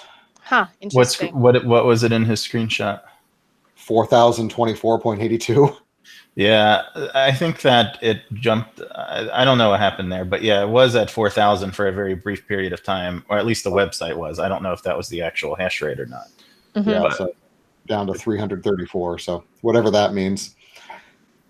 Yeah. So, 4,000 would probably be, by itself, might be enough to thwart Craig. I don't know. It looks like Craig has had about 3,700 at his peak on the Bitcoin Cash network. Now we don't know if he has, other hash beyond what he's previously mined with or not. So, I mean, one can only speculate. But you would have to think to prevent a 51% attack, you need to get at minimum over 3,700. Yeah, so it's going to be interesting because, again, Jihan's supposed to spin up however many units to help this, and you'd think they'd be going live right about now-ish. Yeah, I don't know. Jihan's been like a little AWOL in this whole thing, a little disappointing to me. I mean, he's made a couple comments here or there, but he hasn't. You a couple days ago. What's that? He retweeted you a couple days ago. Yeah. I mean, he's been doing stuff like that, just kind of sitting in the background, maybe retweet here or there. But so I don't know if he's going to do anything or isn't. No idea. So I don't think Ravencoin Sucks Balls was happy with your responses about skin in the game. Chris did talk about his coding, though. That's a huge amount of skin in the game that, he's been developing a lot of things for Bitcoin Cash, and this uncertainty is just not helpful for anyone who's trying to build a business in the space. But he says Ravencoin Sucks Balls. I'm going to say that every time. You know what hurts me? Says, well, at least one of you three has skin. Nice answers. So I think we all have some skin in the game, but yeah, maybe the other two are not too interested in disclosing. But I'll leave it totally up to you guys. I've been 100% in crypto for most of the year, so I have a fair amount of skin in the game. 100% in crypto, and how are you feeling after yesterday, Saploid? I felt better. Maybe it's time to bring out that bourbon right now, but let's all remember. Like I also did a live stream with Rob Murphy, our student economist, yesterday, who's brilliant, and we talked about the impending crash of the US market and potentially the global market. So perhaps being in crypto is a smart move. I don't know, but there's definitely going to be a even bigger shit show in the global marketplace soon. I predict, crazy things happening in the markets. So yeah. Sorry, mempool spike on Bitcoin Cash. Yeah, I'm seeing about 2.5 megabytes in the mempool. It's not that big, but not huge, but it's a fair number of small transactions. 2.8. So yeah, going up. Yeah. Interesting. So that's. So someone says that another block was just mined. Come on. Mined by ? Unknown miner. Yep, unknown miner 1 minute ago, 556,766. So does that mean that we've just got one more to go then? Theoretically, yeah. I'm not sure what the fence post issue here is. We'll go live as soon as one more block is mined. Will mean on the 6th block or on the 7th block? You looked at the code more than I have, Chris. What would you say? It's like those off by one things. If I had to guess, it would be the next block. Okay, that's been what I've been thinking as well. But people with faster internet connections than me are refreshing the various than I am, apparently. And that's why it's nice having almost 1,000 people in the live chat who are watching, eagerly waiting, not only to point out your flaws and where you've been too slow, Sapphire Boyd, but also to pick up the slack. So really appreciate you guys all being here. So Darkbotic says that the next block will split the network. We'll see if a split is incoming. Yeah, and I'd guess that this last block just emptied most of that mempool. So whoever fired Satoshi's shotgun fired it a bit early, or was this just a test run? Yeah. And mempool's back up to 900 kilobytes. Yeah, so we're definitely going. Yeah, but like this one of those transactions for $53,000 worth of Bitcoin Cash. I mean, who is sending that much Bitcoin Cash right now? I mean, this seems like the worst time. Yeah, this is like kind of a terrible terrible time. And also, just like for anyone who doesn't really understand what's going on right now, I mean, we're talking about, like, we're using a lot of jargon in this stream, but some people, they're just in it, they're just wondering, are they going to lose all their money? Like, they don't really get what's happening. So do you guys want to just sum up for people who might not get what's going on, a quick overview of what we're watching right now and what we expect to see? Yeah, it looks like maybe one more block or so before the next, or before the actual fork happens. So, or the fork is supposed to happen. So I would expect to see in the next block everyone turn on a bunch of hashing power. You know, probably Craig and as well as the BCH side. So, or yeah, the ABC side, and then you probably also will see a dip in hashing power on the Bitcoin core network. So you might want to look for slower blocks over there and maybe higher transaction fees too. We'll see how that goes. I would agree. That's what I'm expecting to see too. This block, I'm guessing, is really the opening salvo in the hash wars. All right, guys, let's update on what any to the next block. Assuming that block has the stuff in it to split things, and yeah, assuming their particular strategies. So which page are you currently looking at to look for a split at the moment? Forkmonitor.cash has a big green no chain split detected at the top, and I'm hoping that will be accurate. I'm hoping Chris is also watching a bit on the back end to help confirm or deny this green happy bar at the top. I'm trying to watch the Explorer to see the transactions come in and catch the next block, but other people have obviously been refreshing faster than I have. Fork.lol will probably update a little bit slower, but maybe interesting if we can see the drop in Bitcoin hash rate. I should try to... I'm on forkmonitor.cash, but it's not loading for me. That's because there's a lot of people hitting these sites, and it's doubtful that they have the infrastructure behind them. Looks like there are probably some of the check data sig transactions in the mempool. I'm just looking at my logs because I'm getting reject messages from some peers saying that, you know, missing opcode. So I do you have any transaction IDs? No, not in the log level. Because I'm not just going to click on random transactions. But it's weird. It doesn't look like I have any SV peers though on my node. It looks like I have one called Hackcoin. Hascoin. Never heard of that one.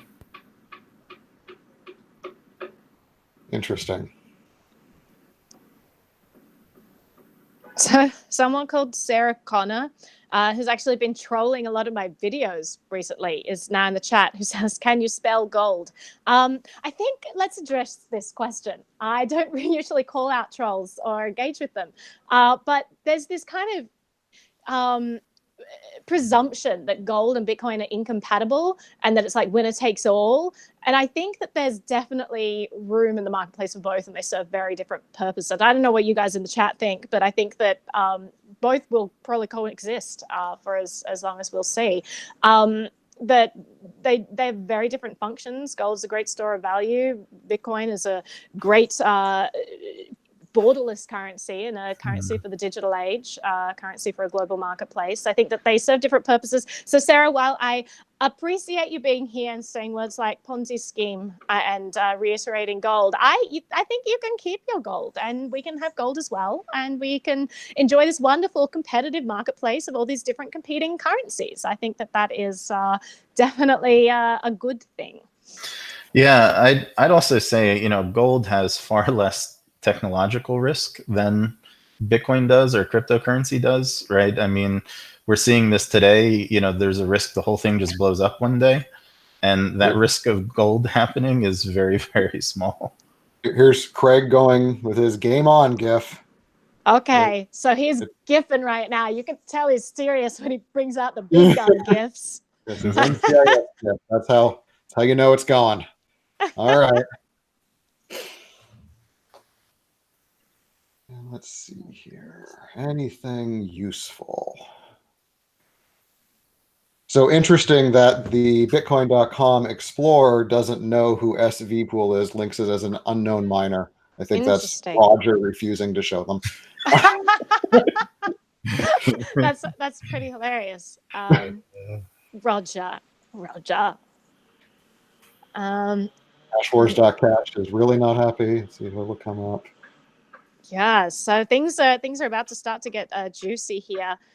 I mean, if the hash power is really kicking up right now, you'd expect to see some faster blocks. Mm-hmm. So let's see, what's the mempool like? What are you seeing for the mempool on your end, Chris? Let me check. So over 20K transaction in the BCH mempool, according to Darkbotic. Yeah, 4.3 megabytes. Still not huge if we were actually trying to use it to attack things, which you'd think that'd be happening right now, but oh geez. He is tweeting You know, it's actually difficult for them to really kind of spam the network. You know, the last one where they did this, I don't know why they do these. They call it a stress test. I don't know why they don't do it on the test net, because all it does is waste people's bandwidth on mainnet, bandwidth and storage. So, I mean, they could go spam testnet if they wanted to and be better. But the last time they did this a couple days ago, actually, the most they managed to sustain over like a 3-hour period was, I think, an average of like 14 megabyte blocks. So even though they mined a couple 32s, like they couldn't sustain more than that.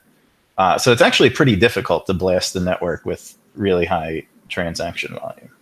Yep. Come on. Yeah, just refreshing. A live stream of people staring at their pages, pressing the refresh. Who knew it could be so entertaining? This is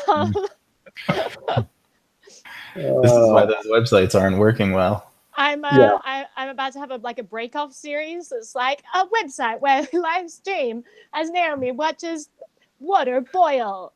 It's riveting. Join in the fun.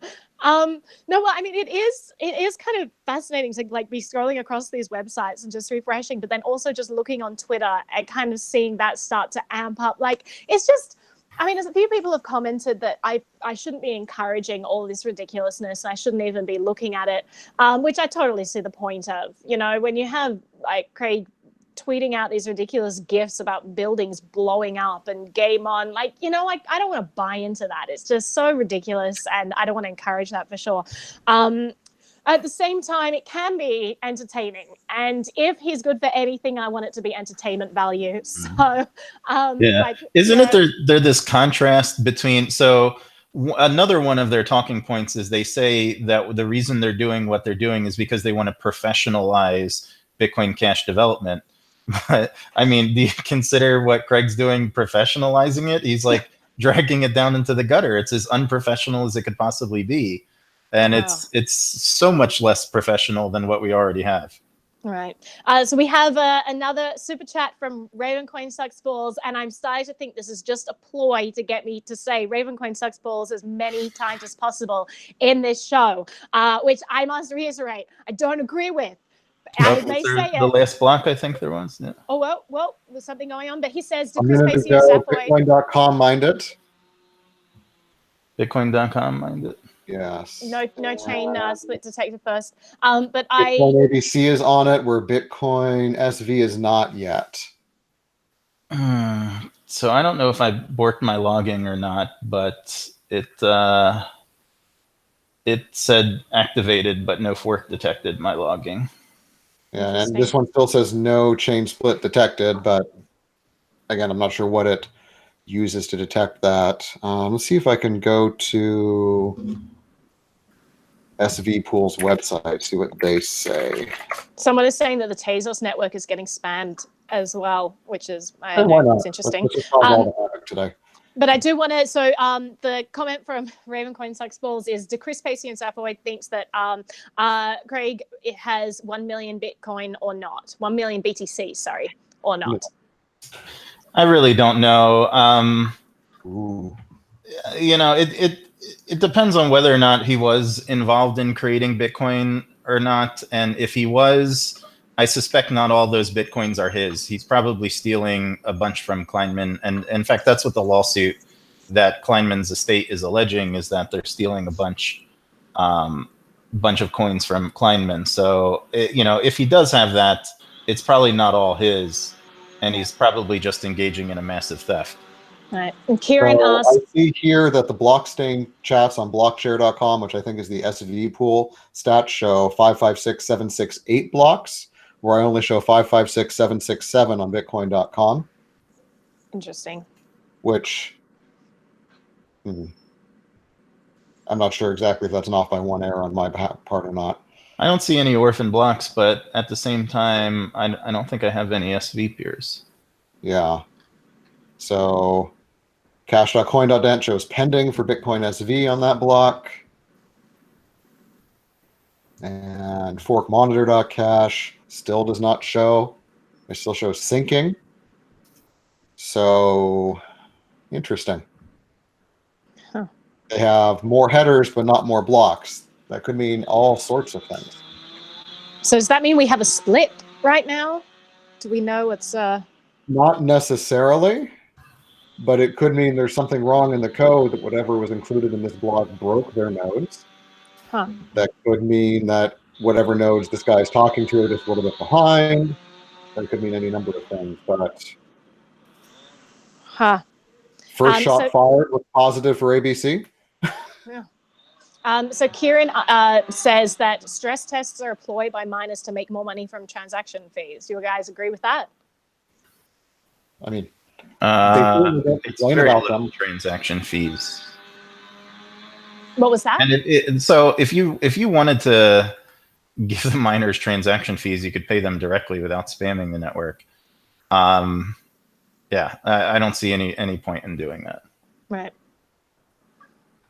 Maybe another block. All right, nice. So my logging says the chain has now forked. Nice. Woo. Whoa. All right, so thinking and behind. So now we gotta see what happens now.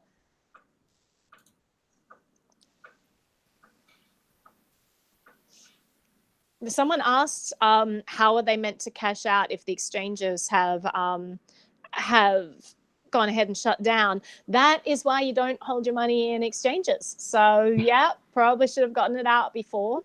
And I'm not quite sure what the answer is now. So maybe just wait it out, and they'll eventually go back online. And Bitcoin.com found another block. Oh. Forkmonitor.cash is not as conclusive as you are about the chain split, but the fact that the SV nodes are not catching up seems to indicate that something is not happy there. And yes, if you have your Bitcoin Cash in an exchange, you're entirely at their mercy right now. Yeah.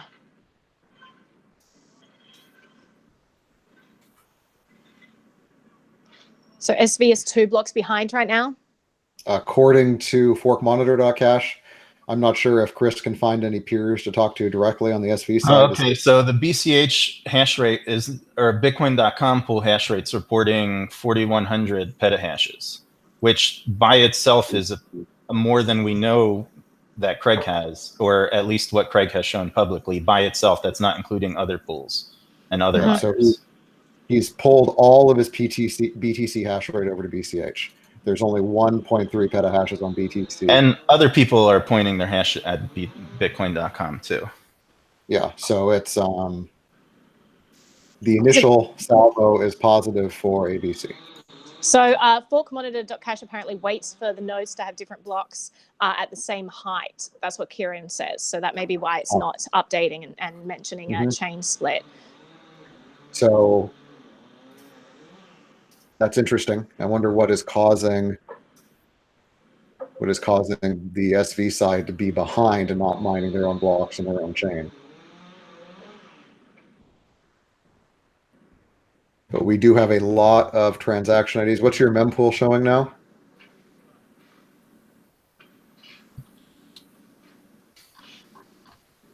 Chris? Mempool is 2.2 megabytes. Okay. I'm seeing a lot of tiny transactions on the latest transactions. So somebody's trying to push some stuff through, but we'll see how much bite Craig has here. So Zaphoid, Okay. you're watching the live chat at the moment? Kind of. I'm looking at a lot of things. You're looking at all the pages. So Kieran says there's OpDSV and OpMUL transactions in the 2 blocks. You might have to decipher that for me. Yeah, so that was the main thing I was looking at for a split. Was the Bitcoin Cash has the check data sig transaction, which is not valid on the Bitcoin SV side. So if that was contained in a block, then that's what I was logging the split. I mean, I guess technically there could have been a split with the canonical ordering too, but I wasn't logging that, just thinking that it was just easier to detect if a check data sig was in the block. Mm-hmm. So they did force a split by sending some of those transactions. And so that means that what you thought would happen did happen, Chris, and that they were trying to force the matter early on. Yep. Okay, so Tim Bo just sent a super chat. He says, check the SV mempool. It's almost double the BCH mempool. Ask him where he's checking the SV. Yeah, where mempool. You ask him, Naomi, because he can't hear me on this live video stream. Tim, I have a message from Zaphoid who wants to know where you're looking. If you could send that link, that would be super. That was the stupidest thing I ever said. Okay. Give me 1 second. Oh.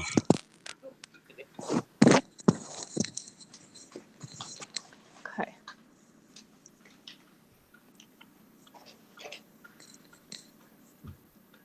All right, we don't know where he's looking just yet. Let's see. It might be here.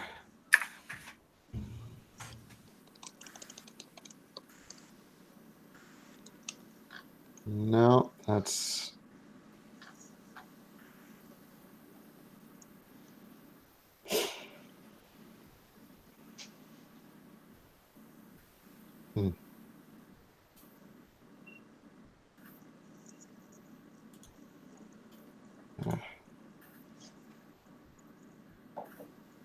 So someone is mentioning Brave browser as well, just like off topic while you guys are sorting through that. I've been testing out the basic attention token. I don't know if you guys have had any luck with that or what your thoughts are, but I'll do a video on that soon. If anyone wants to weigh in, just send me a message on Telegram or Twitter and we'll chat about that. So did Tim send through, where is it? At the top, you can select BCH or BSV. Yes, on the link that I sent him. Should have been clicking on that. So Kieran said through a super chat, Naomi, ask Chris to ask Naomi to ask Zaphoid Moon. So Chris, could you ask Naomi to ask Zaphoid Moon? I guess it's a question. This is a very serious stream right now. Thank you for adding to our credibility, Kieran. I really appreciate that. Zaphoid, can you ask Naomi to Moon? Okay, something. I hope we got that right, Kieran. I'm not quite sure. Kieran, could you please ask Chris to ask Zaphoid to ask Naomi to stop sending me dumb super chats like that, or keep sending them, because I really do appreciate the super chats. Let's be honest. You do not want to stop the super chats. Keep the dumb ones coming. No, keep the dumb ones coming. I live for the dumb ones. I will say anything you want. I will shill for you, Kieran, and ask your dumb questions. Then you'll get what's coming to you at Telegram, though. You're gonna have such a gift war on your hands. It's gonna be epic and bloody.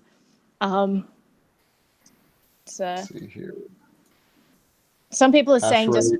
Ooh, yeah, he's definitely pulling everything over to BCH. Oh yeah. We're down to terahashes on BTC there. Let's see here.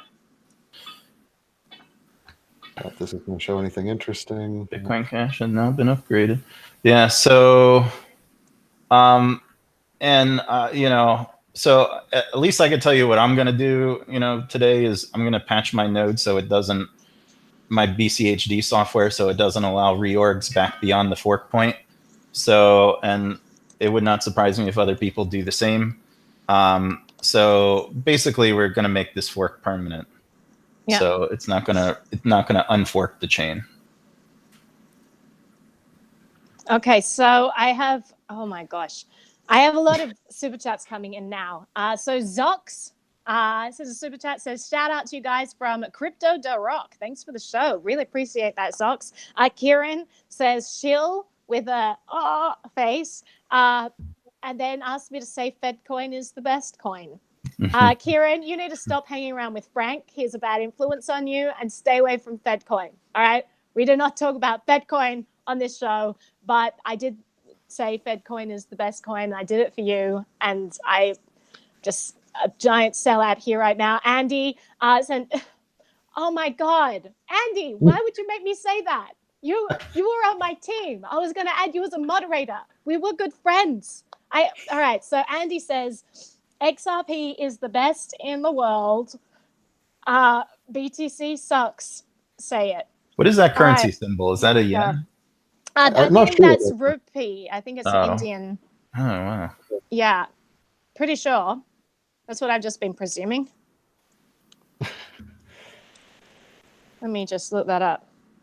Yeah, Indian rupee. Okay. Yeah. I appreciate your super chat. And you guys are all ridiculous. And oh my gosh. Yeah, as I said before, we've got a giant gift battle on our hands. You have deserve everything that's coming to you. All right, what's happening now, guys? How many blocks is SV still behind? SV is still behind. We haven't found any more blocks on the ABC side. Mm-hmm. And let's see, mempool on the SV side, let me refresh this to get the latest numbers, is up to 53,000 transactions, or 10 meg mempool on the SV side, and the ABC side is up to 30,000 transactions, or about 6 megs. So ABC is still processing blocks while the SV side is not, which is interesting. So Andy has another super chat for you guys. Tron is better than XRP. I don't know what we're doing here anymore, guys. A question is Tron is much better at buying products and calling them partnerships than XRP is. I will give them that. Absolutely. They're probably the best at creating partnerships out of a lot of spin. Landon Charles just sent a super chat. There is no message there, and I appreciate you. Andy just sent another one. Anyway, I'm sticking with Landon for a little while. Landon Charles, thank you very much. Really appreciate it. Andy, you're spending a lot of money and making me say dumb stuff right now. So he now wants me to say BCH SV is the real BCH and ABC sucks. Andy, you're kicked off the island. I'm sorry. I'm glad I didn't add you as a moderator because I would have to ask moderator being off, and that would have gotten very complicated. So instead, we're just going to get very angry and have stern words after this. As we see there. So let's go back to, I'm going to look at Roger Vere's Twitter, see if anything... He hasn't really said anything since he said we have all the hash. We have all the hash. And Jihan just said a couple of minutes ago that it started, that SV Pool mined the last block before the hard fork, and then nothing else. And then Craig has been awfully silent for 20 minutes since he said game on. He's crying. He can't speak through the tissues and blowing the nose. So Mark wants me to share This here, I don't know if you guys have seen this before. This is my Smart Cash B. It was given to me as a gift at the Free Coast Festival this year, and I adore it because it's adorable and so cute and cuddly. So I'm sharing that with you all because I was requested to do so, and also because if you hadn't noticed it already, it's a wonderful thing to take note of next to my Hachiko, Hachi-chan, as I like to call him, dog here, and a bunch of other relics. This here, so my crypto quiz show. I actually, this is all swag that I'm giving out on that show. We have our final crypto quiz show next Tuesday. I have 8 participants coming on the show. It's going to be epic. It's going to be really epic, that finale. But yeah, no, so this swag here from the guys at humanaction.net will all be given away along with some bill photos and awesome stuff. So there you go, just showing you what's in my background there. And I've got another super cash here. So Polly wants me to shill BitConnect. I think BitConnect shills itself. All right, BitConnect. I hope I'm doing this right because I feel terrible about myself, and I hope that is the purpose of this. The cool thing to show now is Q, though. You know, come on, you got to keep with the times. That's true. That's true. No one super chatted that to me, so absolutely not. Forkmonitor.cash officially says chain split detected. Oh, wow. Bitcoin has officially diverged from the longest chain. We have block 556767 in the mempool at 13 megs. So Kieran says that one block just got mined on SV. Yep. That's confirming that. That's why they finally decided it. Looks like the ABC pool is up to 9 megs. And the SV pool is finally down to half a meg since they just mined that block. And so Andy now sends a super chat, says, this is the best live show on YouTube, ? Not statement, ? So I appreciate that question. I hope that you at least have some fun here. It is a mix of silly but also really smart people in the form of the 2 Chris's updating you on all of the things going on and me reading out dumb shit for all the people who are trying to take advantage of the super chat loophole. So that's pretty, I mean, it's pretty interesting that Bitcoin.com, they're up to 4.1 exahashes now. That's interesting that Bitcoin.com has that much because I know we have even more than that on other pools. So, I mean, for a single pool to have that, that's a monster hash rate for a single pool. And I mean, you've got, other ones that are, have quite a bit too. So, I mean, if those numbers are correct, and if the numbers that Craig was mining with this past week are indicative of what he has a fraction of the hash rate that we're looking at. Mm-hmm. Let's see. Trying to find a good breakdown on the current hash rate as detected by all the pools, but that's probably going to be hard to find.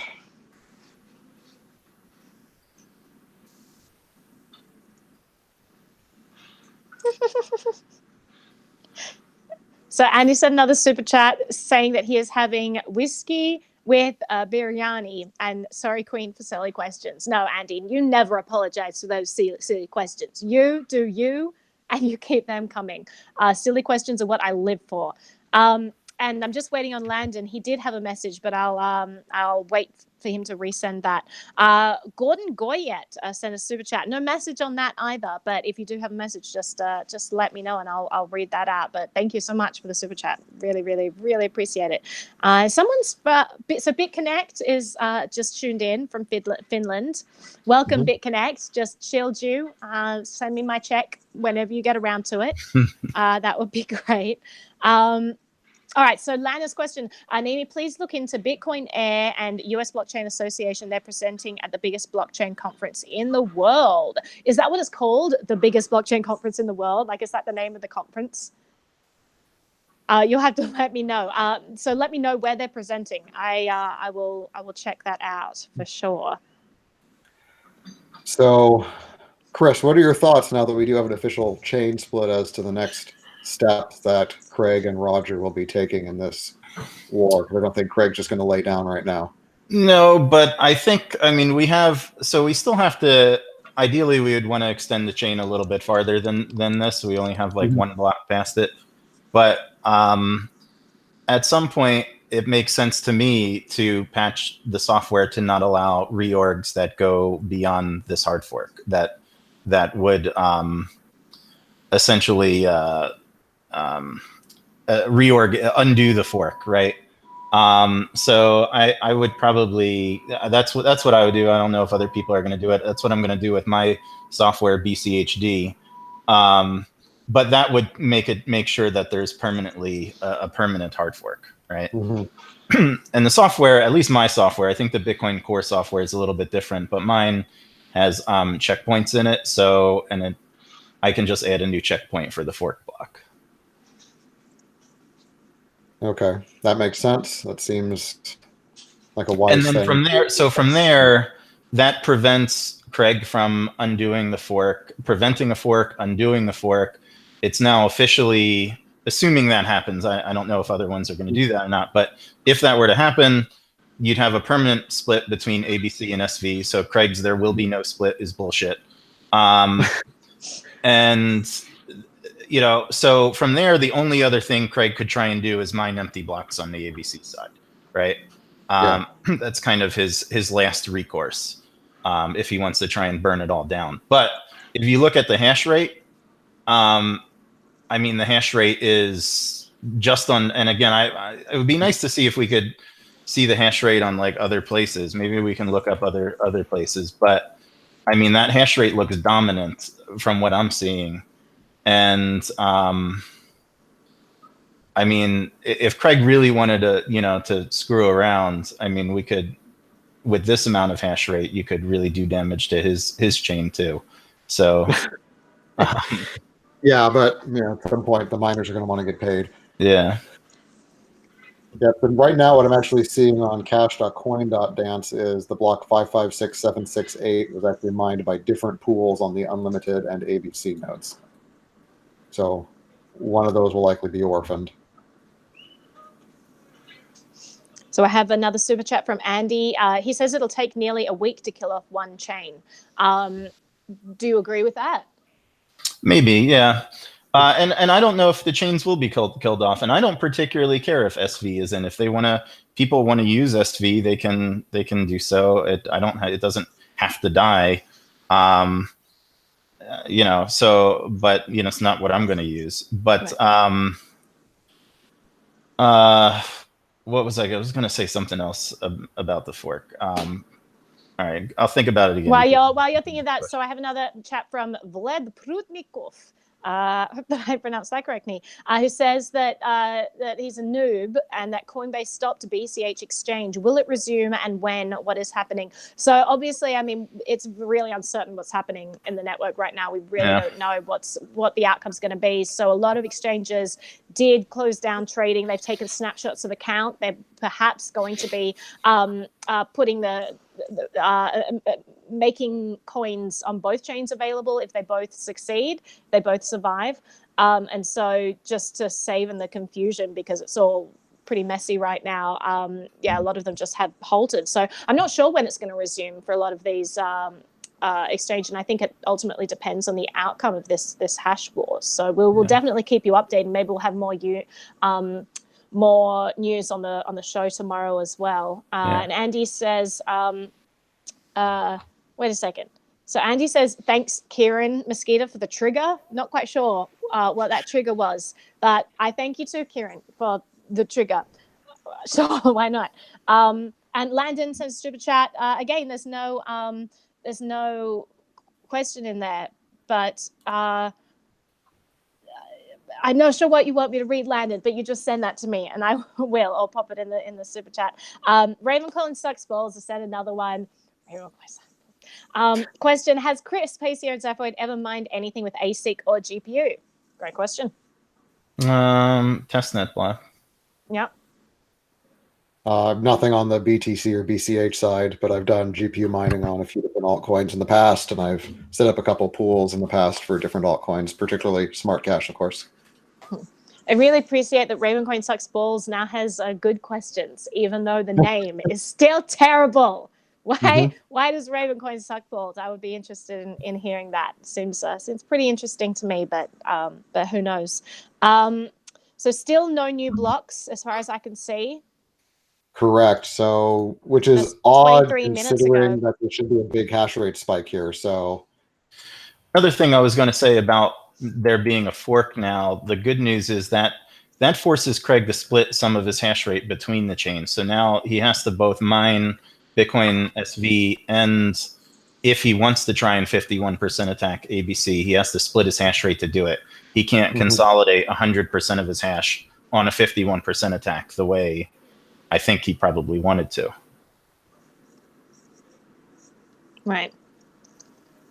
yeah, so that's going to be interesting to see where that. I'm hearing reports that SV nodes are crashing. Oh, That was what I was thinking was happening, possibly. Yeah, I have someone's telling me he's got. Friend Josh says he has three SV nodes running. 2 of them crashed. oh wow. I mean, nobody's really surprised by that, but you know, I'm somewhat prejudiced.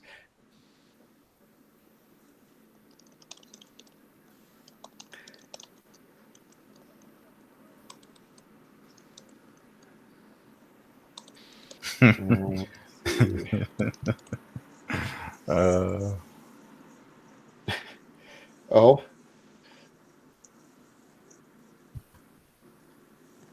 And I'll just keep posting in those links to the sites that you're using so that people can be checking out. It's a little blurry on my end, looking at those charts. So I just want to make sure. So I'll just post those in the link here. Yeah, if people want to join Telegram as well, I'll put on that. And there are a lot of people there who'll be posting links and resources for y'all. So Thomas, I'm really happy here. Oh, you can go ahead, Naomi, if you were gonna. Oh no, I was just going to say that people are agreeing here. They have concurring stories. Thomas says that his SV node crashed as well. There you go.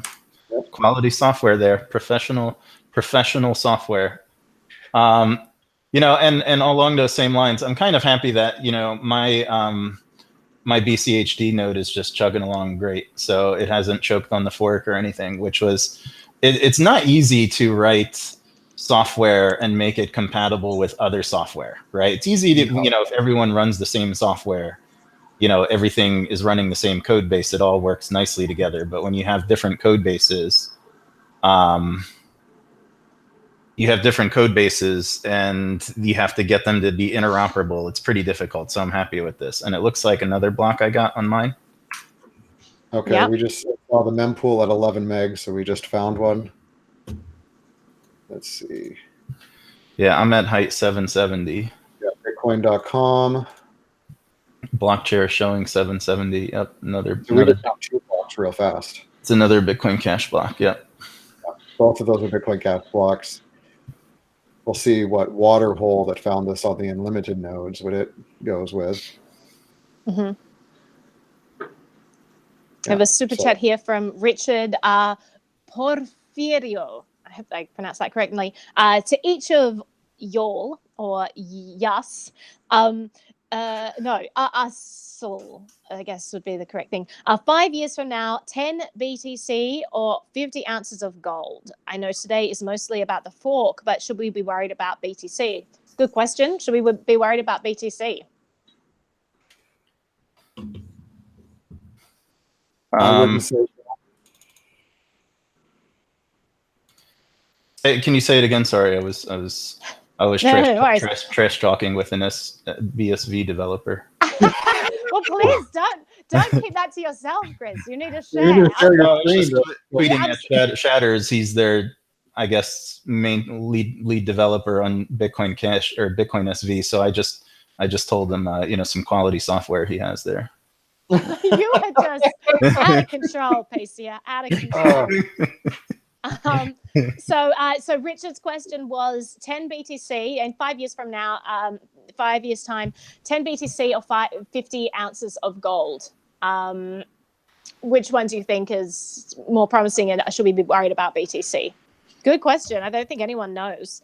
And also, I think that if you're worried about an attack like this happening to BTC, you have to look at whether this one is successful on BCH to begin with, which it doesn't look like it is so far. Yeah, and like what I said earlier, I mean, you've got extreme technological risk with all of this stuff. compared to gold. I mean, the main technological risk for gold is either alchemy, right, or asteroid mining, right? So, I mean, that's really your only technological risk with gold. Whereas with, you know, cryptocurrencies, it's pretty severe. And cash.coin.dance is now down for me. Yeah, it's down for me as well. Oh, that's and not... so Kieran says that it looks like someone is using a modified node to mine minimum difficulty blocks and is spanning SV nodes with them. So that might explain the the crashing there. Cool. Why would a minimum difficulty block crash it? I don't know. Maybe just because there are lots and lots of lots of things being pushed there. I don't know. Yeah. I mean, honestly, the hard line that Craig took here with this fork is probably in the long run better for BCH ABC, is if, you know, he just quietly forked away and did his own and split the community, it wouldn't have been as contentious. People would have traded both equally, just like they did BTC and BCH, and we would just have more and more Bitcoin being forked off. Or this way, you know, his fork will probably die in its infancy, we think. And the Bitcoin Cash community will just carry on without it, which in the long run might actually be healthier for Bitcoin Cash. Yeah, so CoinDance seems to be going in and out for people. It's up for me now. What do they say? So it looks like the unlimited nodes did catch up, so that block pool one or water hole one was orphaned. So that's good. Great. And just a heads up, if anyone is tuning in and isn't a subscriber on my channel, I'd really appreciate if you do like the content, both Chris and other Chris. You can choose between yourselves which one's other Chris. Frequent guests, and Zaphoid actually joins me every Friday mainly to talk about what's been happening in the news each week. So we have a bunch of all kinds of different segments. We have a segment with Jeffrey Tucker and Gene Epstein where they talk about Bitcoin and tech from an Austrian economics perspective, which is always interesting. Chris Pacia is sort of my go-to tech expert for a lot of things happening, especially regarding this fork. So we'll definitely check back in as well, Chris, to update people with everything that's going on. As Andy suggested, and as Kieran suggested, and a lot of you have suggested, this is going to take a while to pan out. It is going to take a little bit of time. I doubt we'll be live streaming for 4 days straight to keeping you updated. Be like, Chris, have you see anything? Like, shut up, Naomi. It's 2 o'clock in the morning. Sorry. Yeah, so if you do want to check out any of these shows, I'd love you to become a subscriber, and I put out a new video every day almost, so lots of different types of content there. But lots of people in the chat today. I really appreciate you all being here and sending in your questions and that. Let's stay on for like another few minutes and just to kind of see what pans out. It is early stages, but then it also gives people time to send in questions if they have specific questions for you both about what's going on and understanding this. One person was confused, and they were asking, like, so are there 3 chains? Is it Bitcoin Unlimited, Bitcoin ABC, and SV? No, it seems that ABC and Unlimited have consensus, and they have the same block height, whereas SV has actually forked away, and they have a different height. So it is just the 2 at the moment. Well, I mean, there could be many others, but these are like 2 main ones going on right now. So let me read through here. Landon Charles says, oh, sorry. Looks like we've had 3 quick blocks, all mined by bitcoin.com. So bitcoin.com has found every block on the ABC chain, which is interesting because you'd think there'd be some more pools involved with this on their side, but maybe their hash rate is just so extreme they're always going to win for now. Oh, well, yeah, I'm up to 773. Yeah, 773 was just found, all bitcoin.com. Interesting. Okay, yeah. So I would say I think we have enough blocks now to potentially forever prevent a reorg that puts it back below the chain, but that would depend on, whether we could get the software patched or what. But so let's kind of make sense of what's happened here then. So can you guys just kind of summarize what we've seen leading up to this and what you think is about to play out over the next week? Well, Craig made a lot of threats. He talked a big game and has so far not brought any game to play, zero. I guess we'll still see, but he said there will be no split. We have a split. He said he's going to destroy ABC with his hashing power. He's been overwhelmed with hashing power so far. Bitcoin SV nodes are crashing.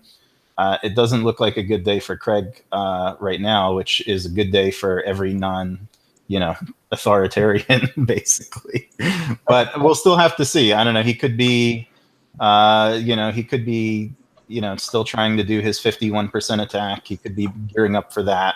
So we don't know. But it is a good news that we were able to split the chain, and now there are two coins, Bitcoin Cash, Bitcoin SV. Has anyone looked at the futures lately? Because I imagine Bitcoin SV had to have dropped after this, right?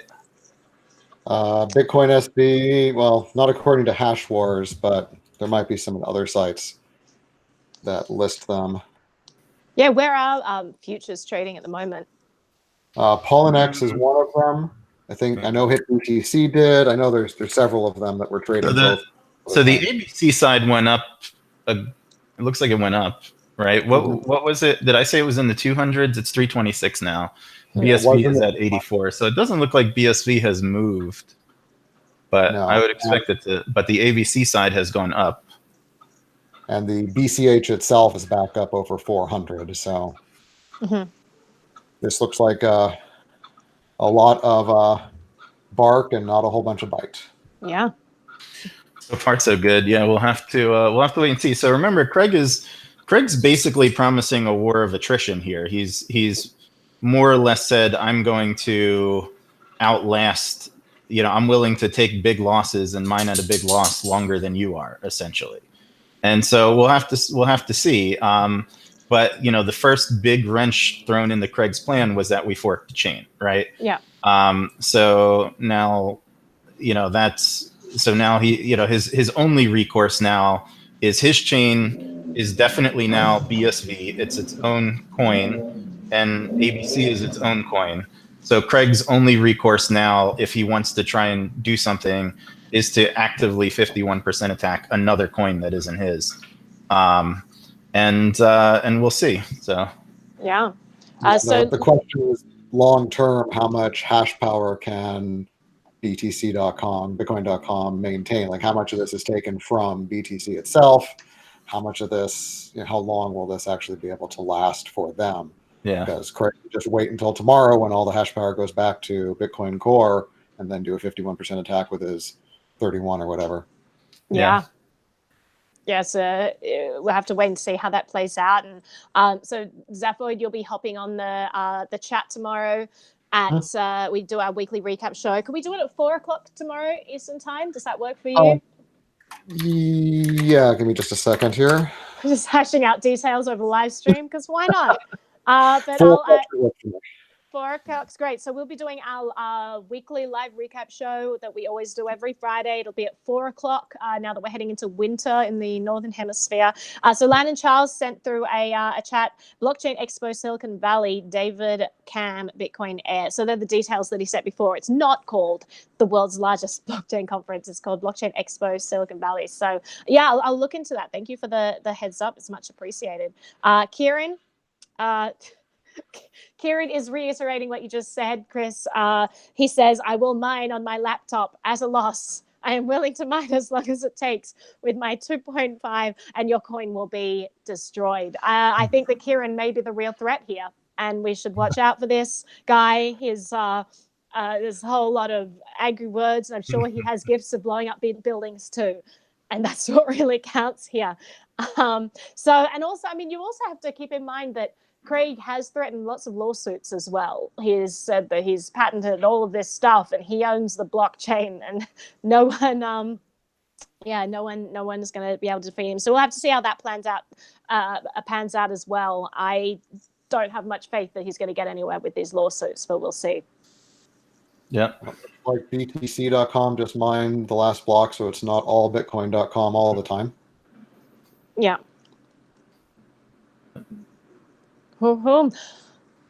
Okay. Well, I think. All right. Well, I might start to wrap that up there. We will do a recap tomorrow on the show. Mm-hmm. Chris Pacia, if you are free and willing to join just as a kind of overview of what happened, I would love to have you, but we could chat about that after. Okay. But we'll definitely be going over what's happened since the chain split and keeping you guys updated so that you know what's happening there. Also keeping you updated on what happens with exchanges as well and when people reopen trading so that you all see what's happening there. I just added a link to my Telegram group in there. If you want to join that, it's an awesome group of people who, always good discussions, and we send lots of links and drink tea. Oh, Landon, thank you so much for the super chat. I really appreciate it. And yeah, if you do want to subscribe, it really does help me. So I really appreciate all the people who have hit the subscribe button. It's really, really, really appreciated. And thank you all so much for being here in this chat. This has been over 2 hours. Oh my gosh, 2 hours of a chat here. This is 2 hours of watching paint dry and just clicking the refresh button. It's kind of hilarious. So I quite enjoyed that, and I really appreciate you all joining us. So have a wonderful rest of your Thursday here. We'll check back in tomorrow and go have a wonderful day. Keep me updated as well on Twitter if there's anything that I should know and mention on the show tomorrow. So thank you all so much. I will chat to you tomorrow. Thank you, guys. Have a good one, guys. Bye. Yep.